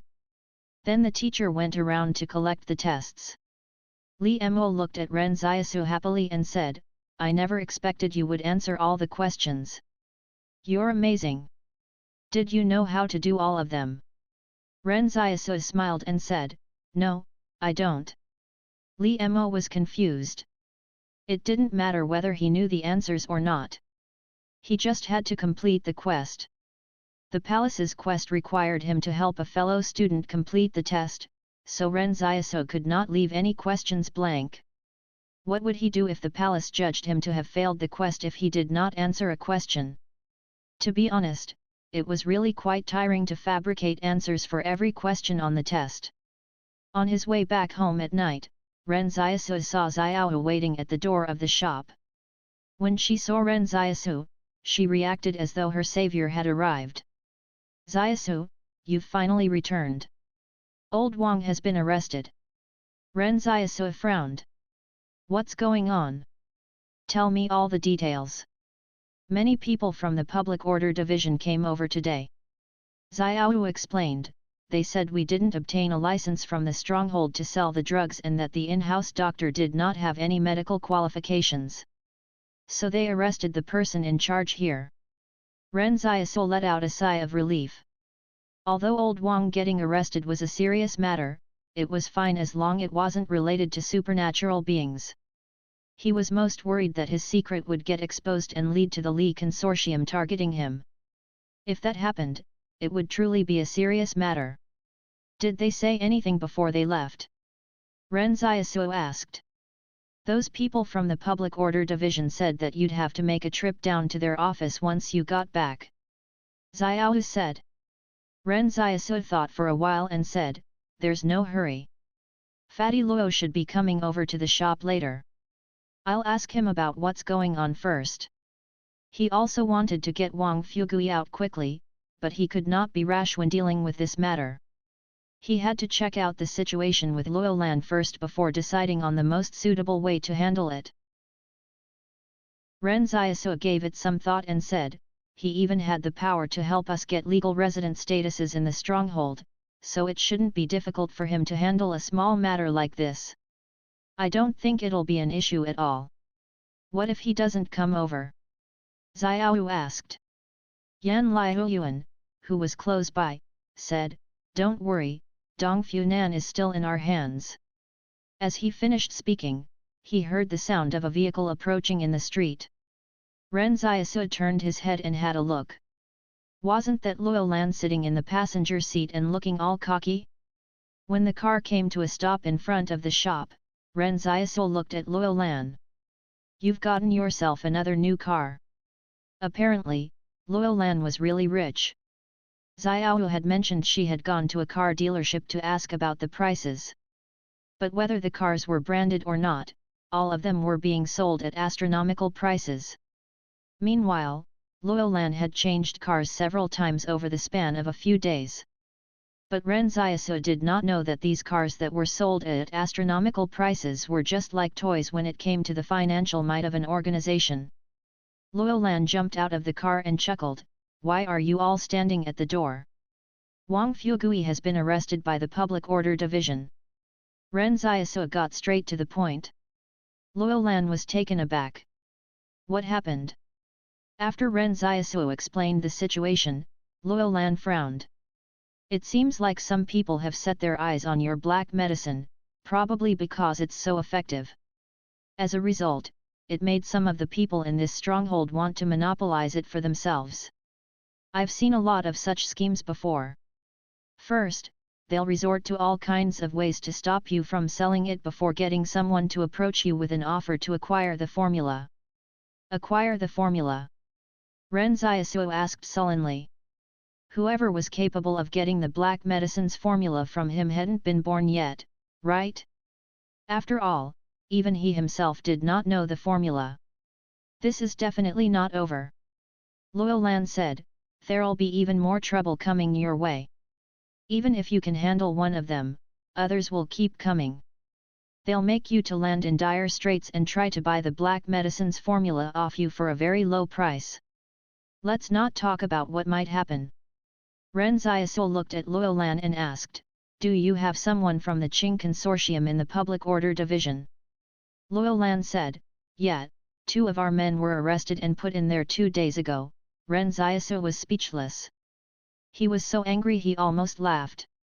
Damn you, that's not what I was asking. Ha ha ha, I'm just joking with you. Luo Lan chuckled. So even people from the Qing Consortium have been arrested? Ren Xiaosu said in a speechless manner. He had been thinking of using Luo Lan to help him get Wang Fugui out of the Public Order Division, but to his surprise, the Qing Consortium also had some of their people arrested. You've misunderstood. Luo Lan replied, I'll go and talk to Lu Yuan about this.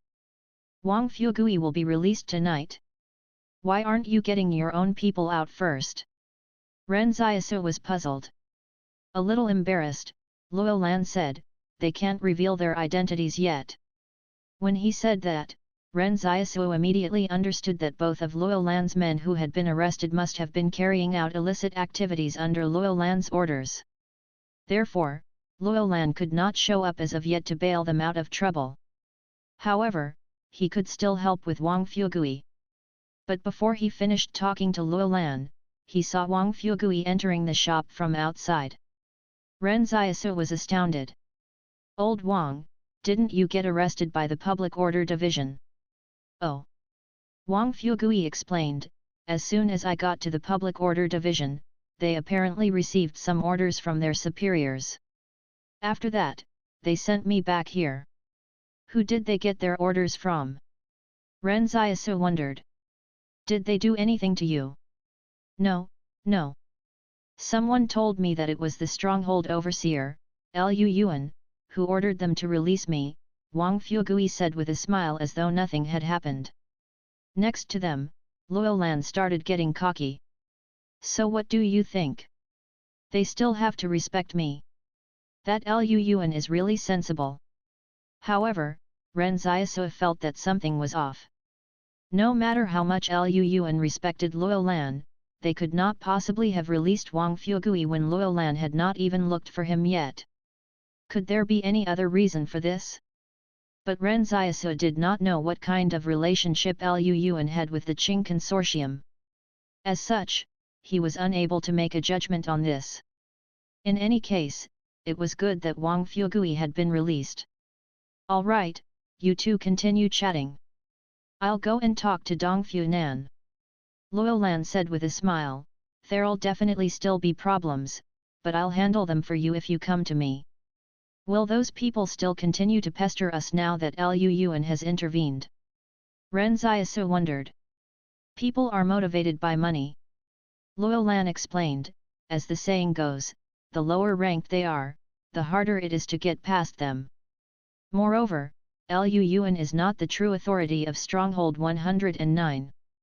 Who knows if it's the Li Consortium that's set their eyes on your black medicine? Or it could even be someone who has links with them. Such people can cause you a lot of misery just by constantly harassing you. Ren Xiaosu fell silent. This was his first time facing such nasty people in the stronghold. If people in the wilderness mugged others with a knife, people in the stronghold did so with a blunt knife. But ultimately, weren't they all still robberies however you looked at it? Wearing a suit would not change the nature of these bandits. Ren Xiaosu said, thanks in advance. If something else happens, I'll look for you immediately.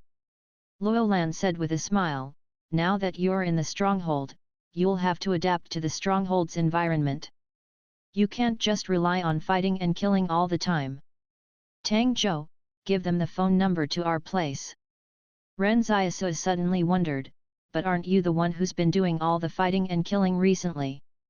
Ha ha ha ha, is that so?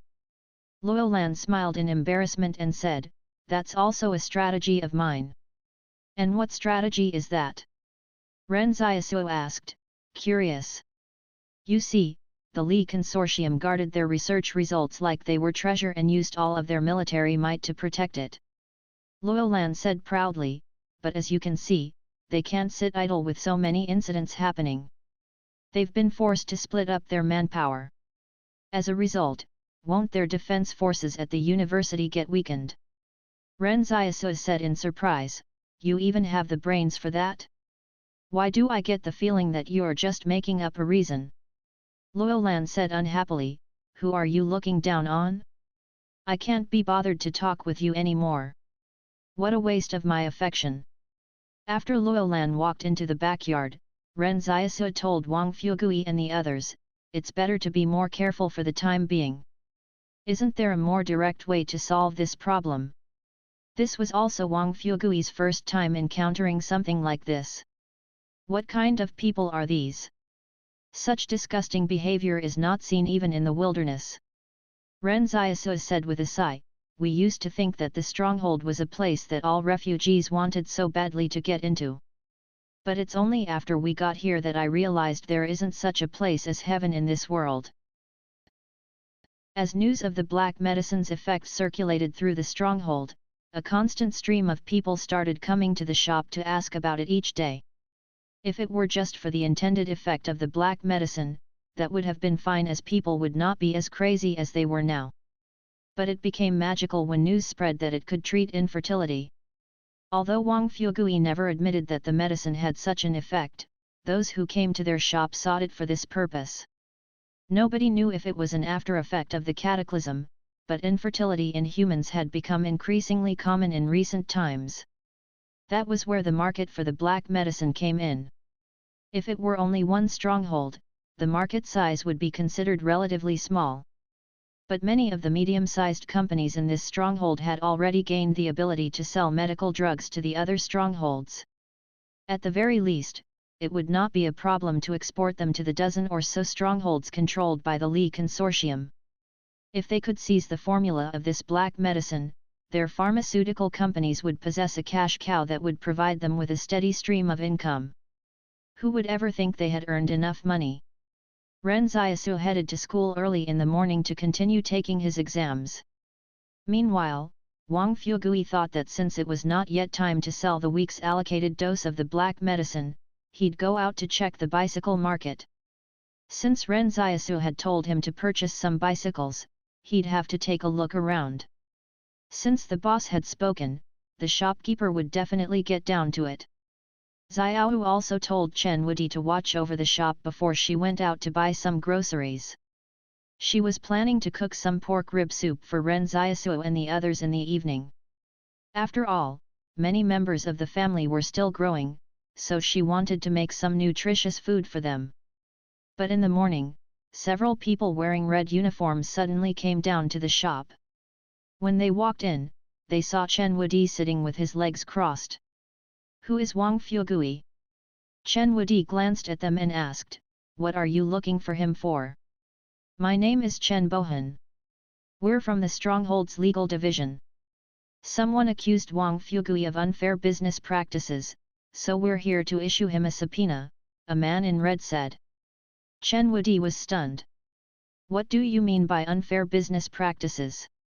You'll know when you attend court at our legal division. Chen Bohan looked at Chen Wudi and said, you aren't Wang Fugui, right? You can also sign on his behalf, but this subpoena has to be signed by an adult member of his immediate family. Are you his immediate family?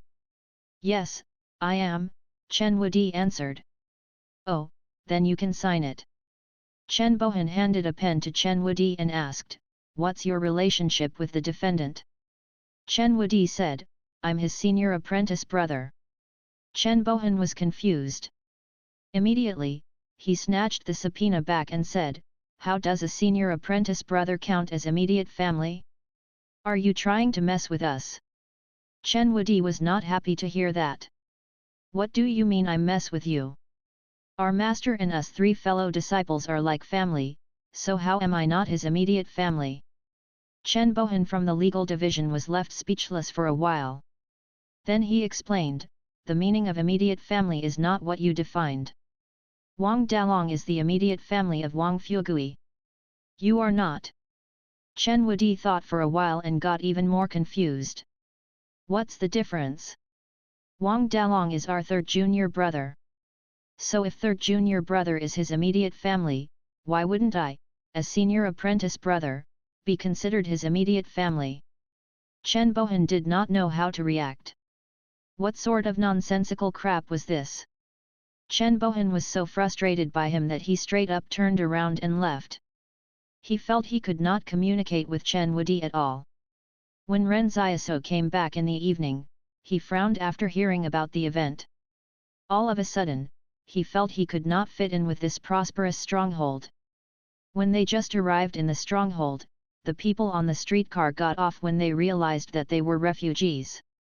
When he started attending school, the students' parents wanted him to transfer away because he was a refugee.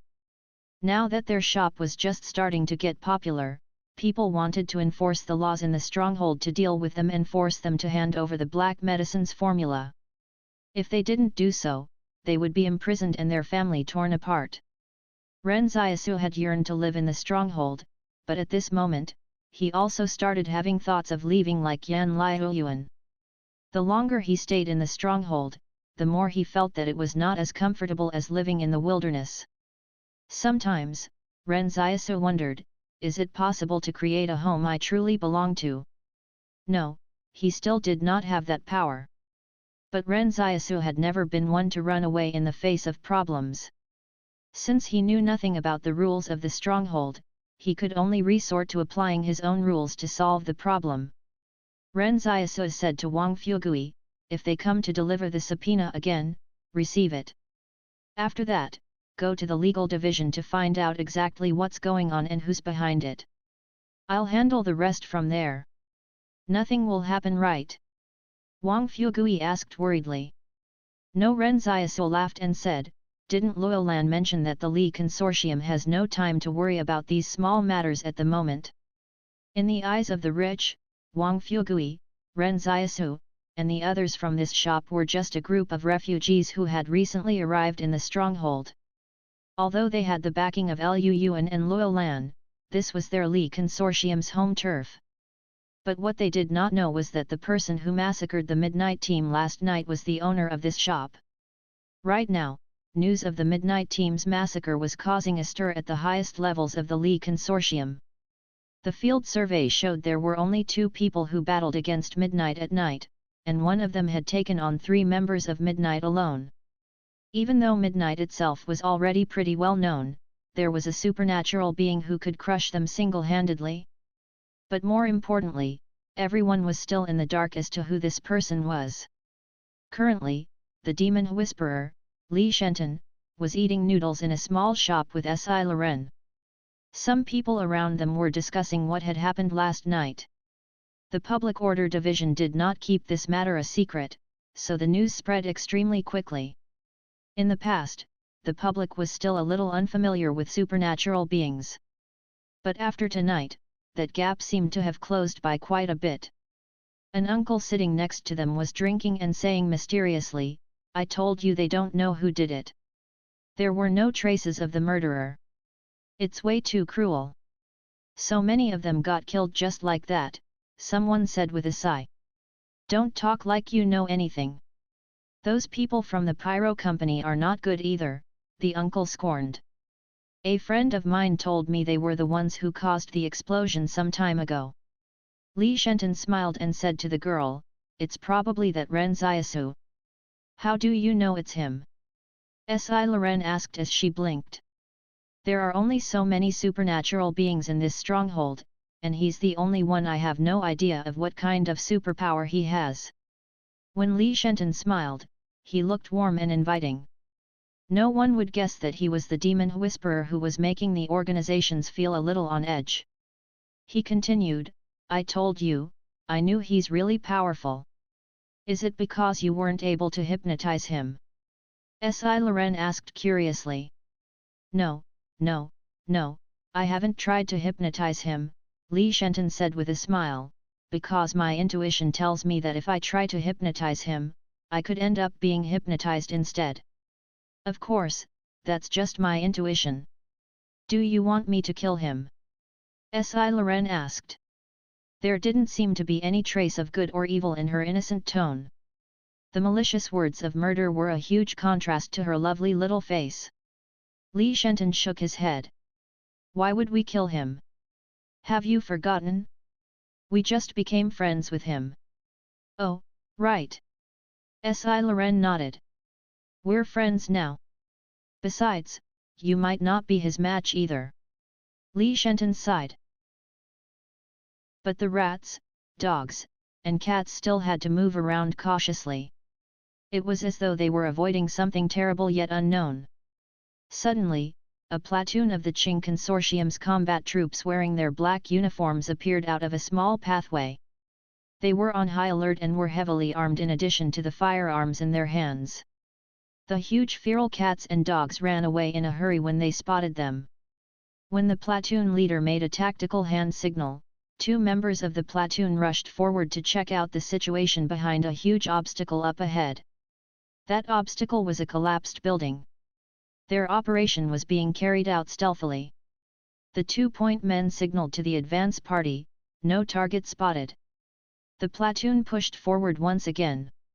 If someone looked down on them from above, the 30-man platoon would be seen snaking up bit by bit as they moved forward on the battlefield. After they passed the obstacle, groups of full-strength platoons would immediately fill their positions from behind. Some of the platoons were even armed with a large number of heavy weapons, while others were responsible for building defensive bunkers whenever it was called for. There were many other similar formations infiltrating in this manner at the northwest of the stronghold. This was the 1st Combat Brigade led by Qing Yun of the Qing Consortium, and the remaining troops from the 7th Combat Brigade that was previously led by Qing Huai had been incorporated by him. Qing Huai was dead from the previous ambush by the experimentals. Currently, the 7th Combat Brigade existed in name only. Qing Yun was planning to take full control over this brigade to expand his strength.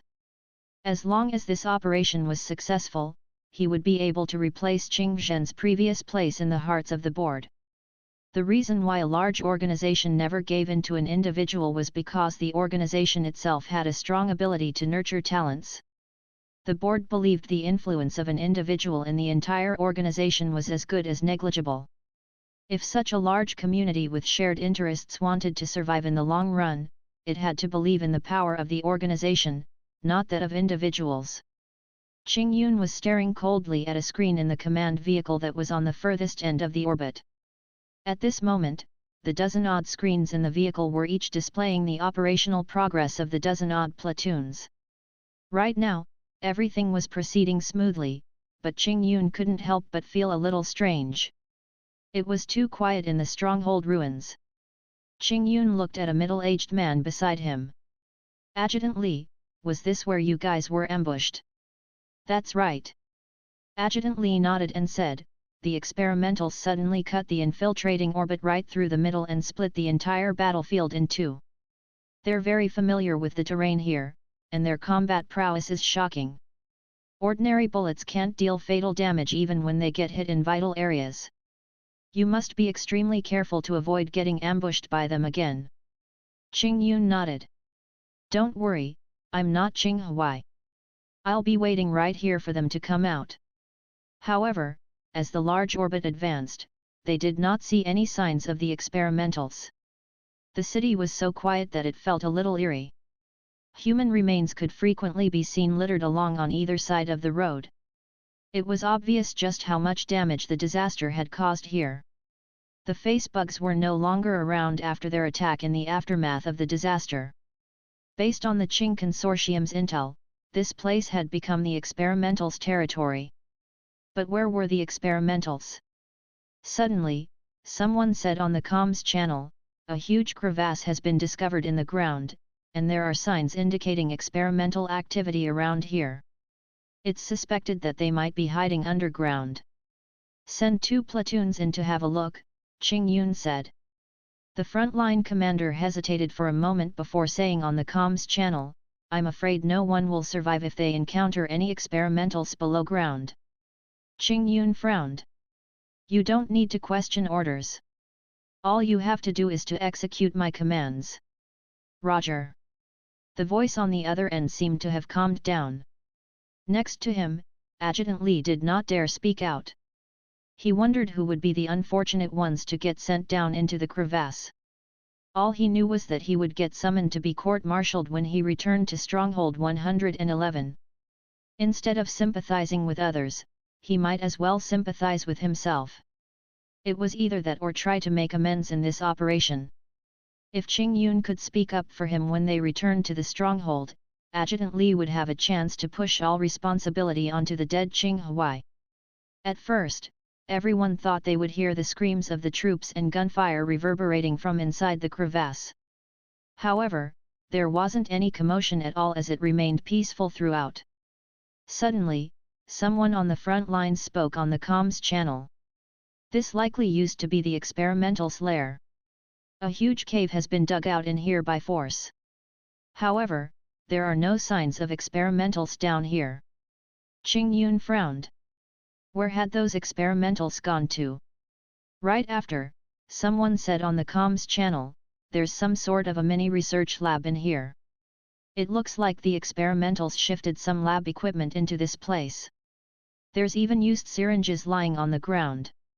All who heard this were stunned. Based on everyone's knowledge, the experimentals were just like wild beasts.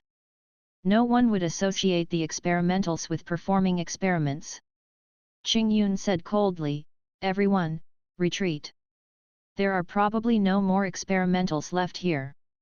Bring all the syringes and lab equipment back to Stronghold 111 for sampling and research. I want to know what on earth they were injecting themselves with. He then disconnected from the comms channel and picked up the satellite phone to report the situation to the board located far away in Stronghold 111. Now that Stronghold 113 had become an empty city, no one knew where the thousands of experimentals had disappeared to. However, when the soldiers heard the experimentals could conduct their own research and experiments, as well as inject themselves with drugs, they were shocked and alarmed. The board was also lost in thought after receiving the news. They had no idea what it meant. Then a secretary walked into the conference room and said, Qing Zhen has gone missing. A convoy was spotted leaving the stronghold just a moment ago. We suspect Qing Zhen is in that convoy. A member of the board frowned and reprimanded, you can't even watch over Qing Zhen. Someone else said, we must thoroughly investigate how Qing Zhen managed to escape the surveillance we put on him. There must be someone helping him in secret. How else could he have escaped from the stronghold without getting detected? It looks like Qing Zhen hasn't been idle either, someone sighed. The elder asked calmly, which direction is the convoy headed? They're heading in the direction of Stronghold 109, the secretary replied. Isn't that stronghold under the control of the Li Consortium? Is Qing Zhen planning to defect? Someone wondered. I suggest we chase after him immediately. Qing Zhen knows too many of our consortium's secrets. If he defects to the Li Consortium, it will likely cause us enormous losses. Someone asked the secretary, did Qing Zhen leave any information behind? He left a letter on the table in his villa. The secretary said, he said he was going out to take a break from things. Everyone in the conference room was stunned. Did Qing Zhen treat the board's decision as a game? He was ordered not to take a single step out of his villa, yet he just left the stronghold. The elder thought for a moment and said, he wouldn't go so far as to defect to the Li Consortium. I suspect he must have received news of the disappearing experimentals from someone. There should be some connection between these two matters. Otherwise, there wouldn't be such a coincidence. Someone wondered, are you saying that Qing Zhen left the stronghold because he received news that the experimentals have disappeared? It seems like it, the elder said with a sullen face. When the board of directors in the conference room heard that, they got a little confused. But what does the news of the experimentals disappearing have anything to do with Qing Zhen? Why did he have to escape? It seems that Qing Zhen has concluded that the large number of experimentals have probably started heading towards Stronghold 109. The elder said, Qing Zhen went to Stronghold 109 because he wants to save his older brother, Luolan. It was no secret that Luolan was at Stronghold 109. The consortium did not order him to return only because they could not be bothered with an illegitimate son of the family. Everyone knew that Qing Zhen and Luolan had a great relationship. However, they did not expect that Qing Zhen would be willing to risk being branded a defector to escape from Stronghold 111 for Luolan's sake. But what's the use of Qing Zhen going to Stronghold 111 by himself, someone wondered. He no longer has anyone under him. Someone asked the secretary, have there been any movements from the soldiers recently assigned to the other troops? No, they're all very obedient. Everyone is still holding at their respective military bases, the secretary said. With that, everyone went quiet. Based on Qing Zhen's character, how could he possibly have gone to Stronghold 109 without bringing some people with him? In that case, there could only be one explanation left. Qing Zhen still had some secret troops under his control that even the board did not know about. Actually, wasn't this exactly the reason the board had seized Qing Zhen's power back from him? The most famous shadow in the organization was about to get out of control. Ren Xiaosu kept feeling like something was off for the past few days. The entire stronghold seemed to have suddenly become peaceful. No one was stirring up any trouble, and there were no more fights breaking out. It was as though all the different major powers had tried so hard to get into Stronghold 109 just to enter and sightsee. Ren Xiaosu did not see Yang Xiaojun at the end of the year ceremony after finals finished. According to tradition, students would have homework assigned to them over break during the ceremony, and the exam results would be announced as well. The teachers would also take the opportunity to go over the tests with the students. However, Yang Xiaojun seemed to have disappeared. The only thing Ren Xiaosu was not surprised about was that Yang Xiaojun had scored exactly 140 points for each subject in the final exams. When Zhongwu was handing back tests to the students, she asked which set of tests belonged to Monitor Ren Xiaosu and which one belonged to Counselor Ren Xiaosu. As a result, Ren Xiaosu took advantage of Yang Xiaojun's absence and shamelessly claimed the papers with the higher score. Zhongwu was a little puzzled as she said to Ren Xiaosu, the handwriting on that set of tests is very elegant and doesn't look like yours at all. However, she suddenly noticed that the name written on the paper was Ren Xiaosu, monitor of class 12-7. Zhongwu heaved a sigh of relief. It's really your exam. I didn't expect you to achieve such a high score on the exams. Now it was Ren Xiaosu who did not know what to. Rumor had it that a girl from another 12th grade class had come to look for Ren Xiaosu in the afternoon. She had gathered her classmates to beat him up, but when the large group of them arrived at the door of Ren Xiaosu's class, they were stopped by his classmates. The students from the other class were a little puzzled. This class might be wholly united, but could they guarantee he would never be left alone? However, Ren Xiaosu's classmates earnestly said to them, we're actually protecting you by stopping you here, understand? Li Mo was having none of it. Ren Xiaosu is clearly witless, yet he deliberately allowed me to copy his papers and caused me to score only 40 points total throughout all the subjects. How can someone do something like that? Ren Xiaosu was not in the class at this time. His classmates looked at each other and exclaimed, did you get it wrong? Ren Xiaosu scored 560 points on his exam. Li Mo was confused. Surely this was not something someone could do, right? At present, Ren Xiaosu was not in the mood to go to school, nor did he pay any attention to what was happening in school. That was because he knew that something major was going to happen over the next few days. The present was the calm before the storm. After he became a supernatural being, he was destined to have a different way of thinking from other students. Those students were still thinking about how to spend their vacation, but Ren Xiaosu had already started thinking about how to survive through the coming chaos. After he completed the quest in which he'd let Li Mo copy his test, Ren Xiaosu was rewarded with a 1.0 dexterity increase. As of now, Ren Xiaosu's strength was 8.5 and his dexterity was 6.1. But this small increase in dexterity would probably not make a big difference for the coming crisis. What Ren Xiaosu was really looking forward to was the reward the palace would give him after completing the quest related to Dongfu Nan. The reward for the previous side quest was a black saber. So to Ren Xiaosu, the side quest represented a chance of getting a high-quality reward. Actually, it was not only Yang Xiaojun who had suddenly disappeared. Luo Lan had also not been to the shop for many days. The number of Li Consortium troops on the street had decreased little by little. Eventually, only the private troops and the public order division remained.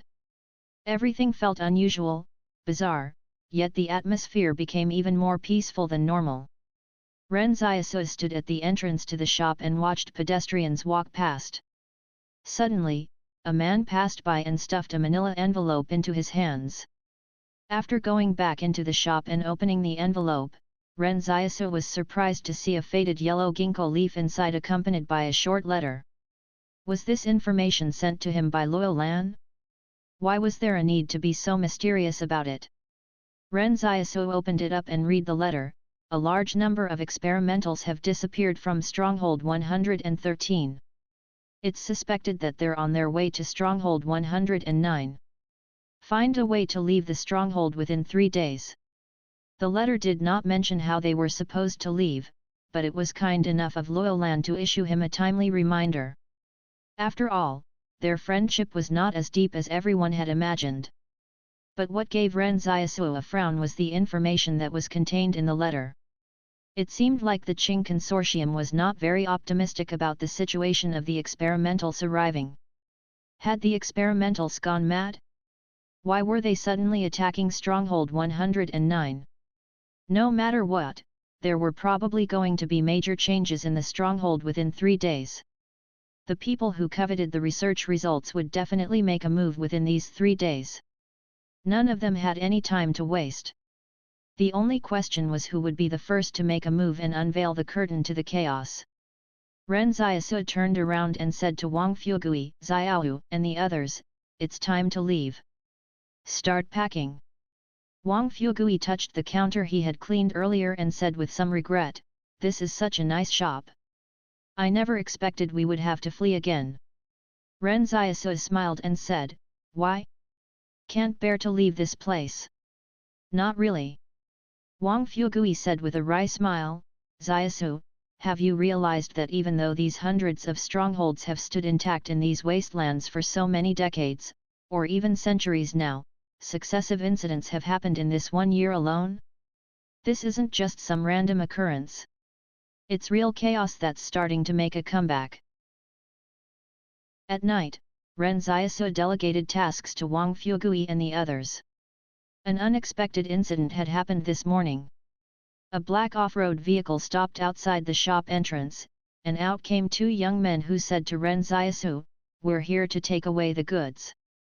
Yang Xiaojun said she already mentioned it to you. The goods these 2 people were referring to was probably Dongfu Nan. Ren Xiaosu did not suspect them since only Yang Xiaojun and he knew of this matter. Curious, he asked, "Are you 2 Yang Xiaojun and Luo Xinyu's colleagues?" The 2 young men gave each other a look and laughed. "We're not qualified. There's no need to ask further questions." What was with that?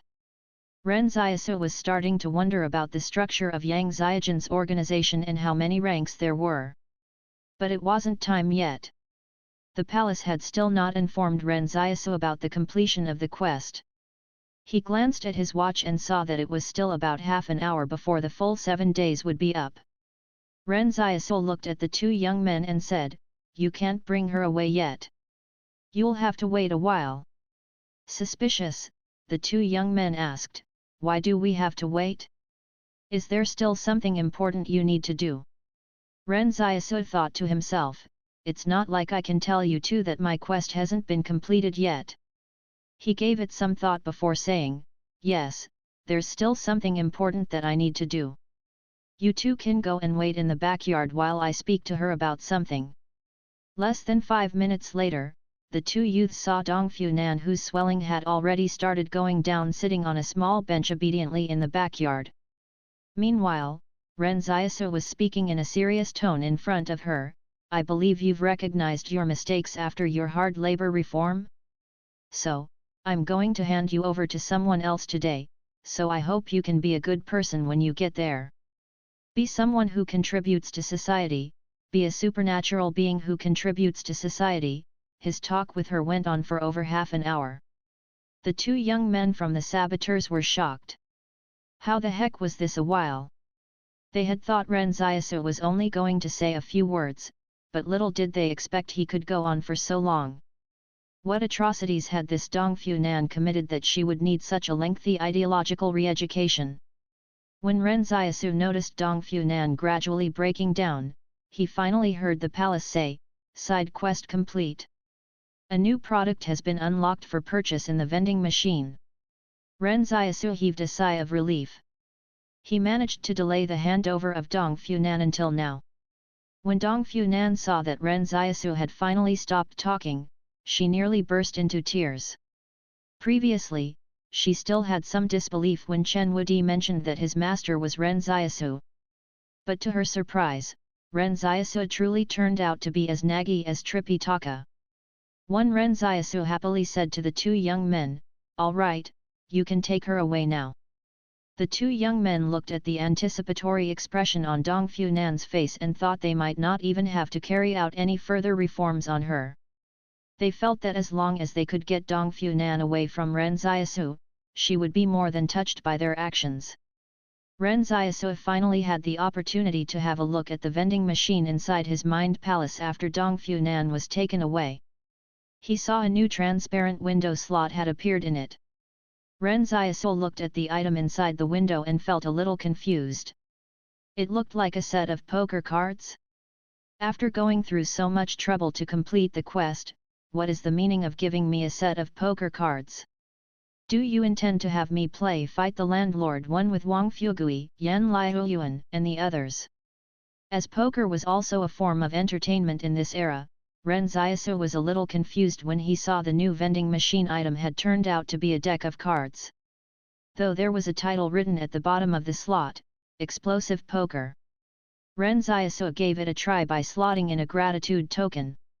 As a result, the vending machine dispensed a 3 of clubs card. Wait, but there was nothing special about this card when he held it in his hand. What's so explosive about this? And people sell cards by the deck, yet you're fucking selling 1 card per gratitude token. Ren Xiaosu did not believe it and proceeded to put another gratitude token in. This time, out came a 5 of diamonds. He looked up and shot that vending machine a look of surprise. Having thought of something, apparently, he quickly slotted in over a dozen gratitude tokens in a row. Even more cards were dispensed. Ren Xiaosu had a look at the words Explosive Poker written above the vending machine slot, then had a look at the 4 threes he had just gotten his hands on and sank deep into thought.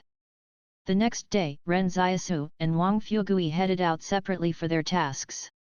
There were 2 gates in Stronghold 109, one in the east, the other in the west. Stronghold 113 was located northeast of Stronghold 109. If the experimentals were to arrive here, they would definitely reach the west gate first. Ren Xiaosu had Wang Fugui rent a courtyard house at the east gate.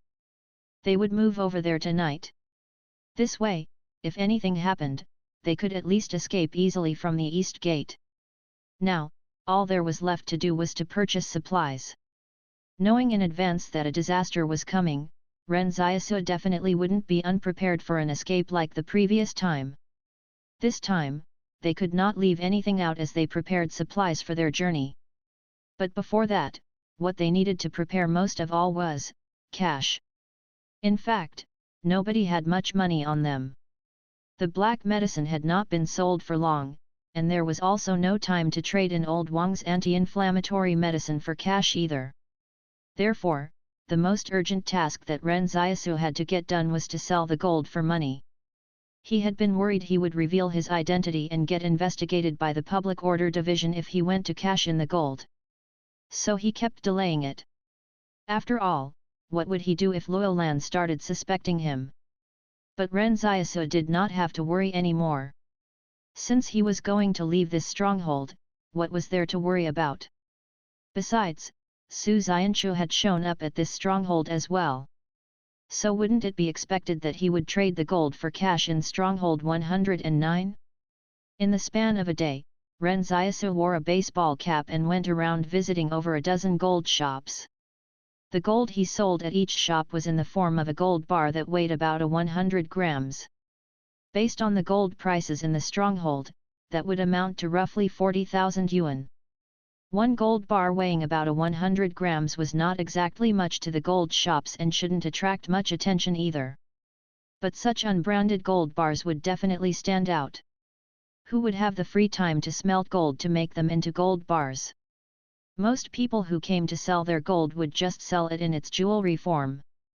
But what other choice did Ren Xiaosu have? If he didn't smelt the gold into gold bars, the oxidized jewelry would be even more eye-catching than this. So when he left the shops, some of the gold shop owners immediately reported him to the Public Order Division. When the last gold shop owner that Ren Xiaosu visited saw the gold bars, he got a little hesitant. "You're Su Xianchu?" Ren Xiaosu acted shocked. "How did you know?" Then he turned around and ran out of the gold shop, looking disconcerted and flustered.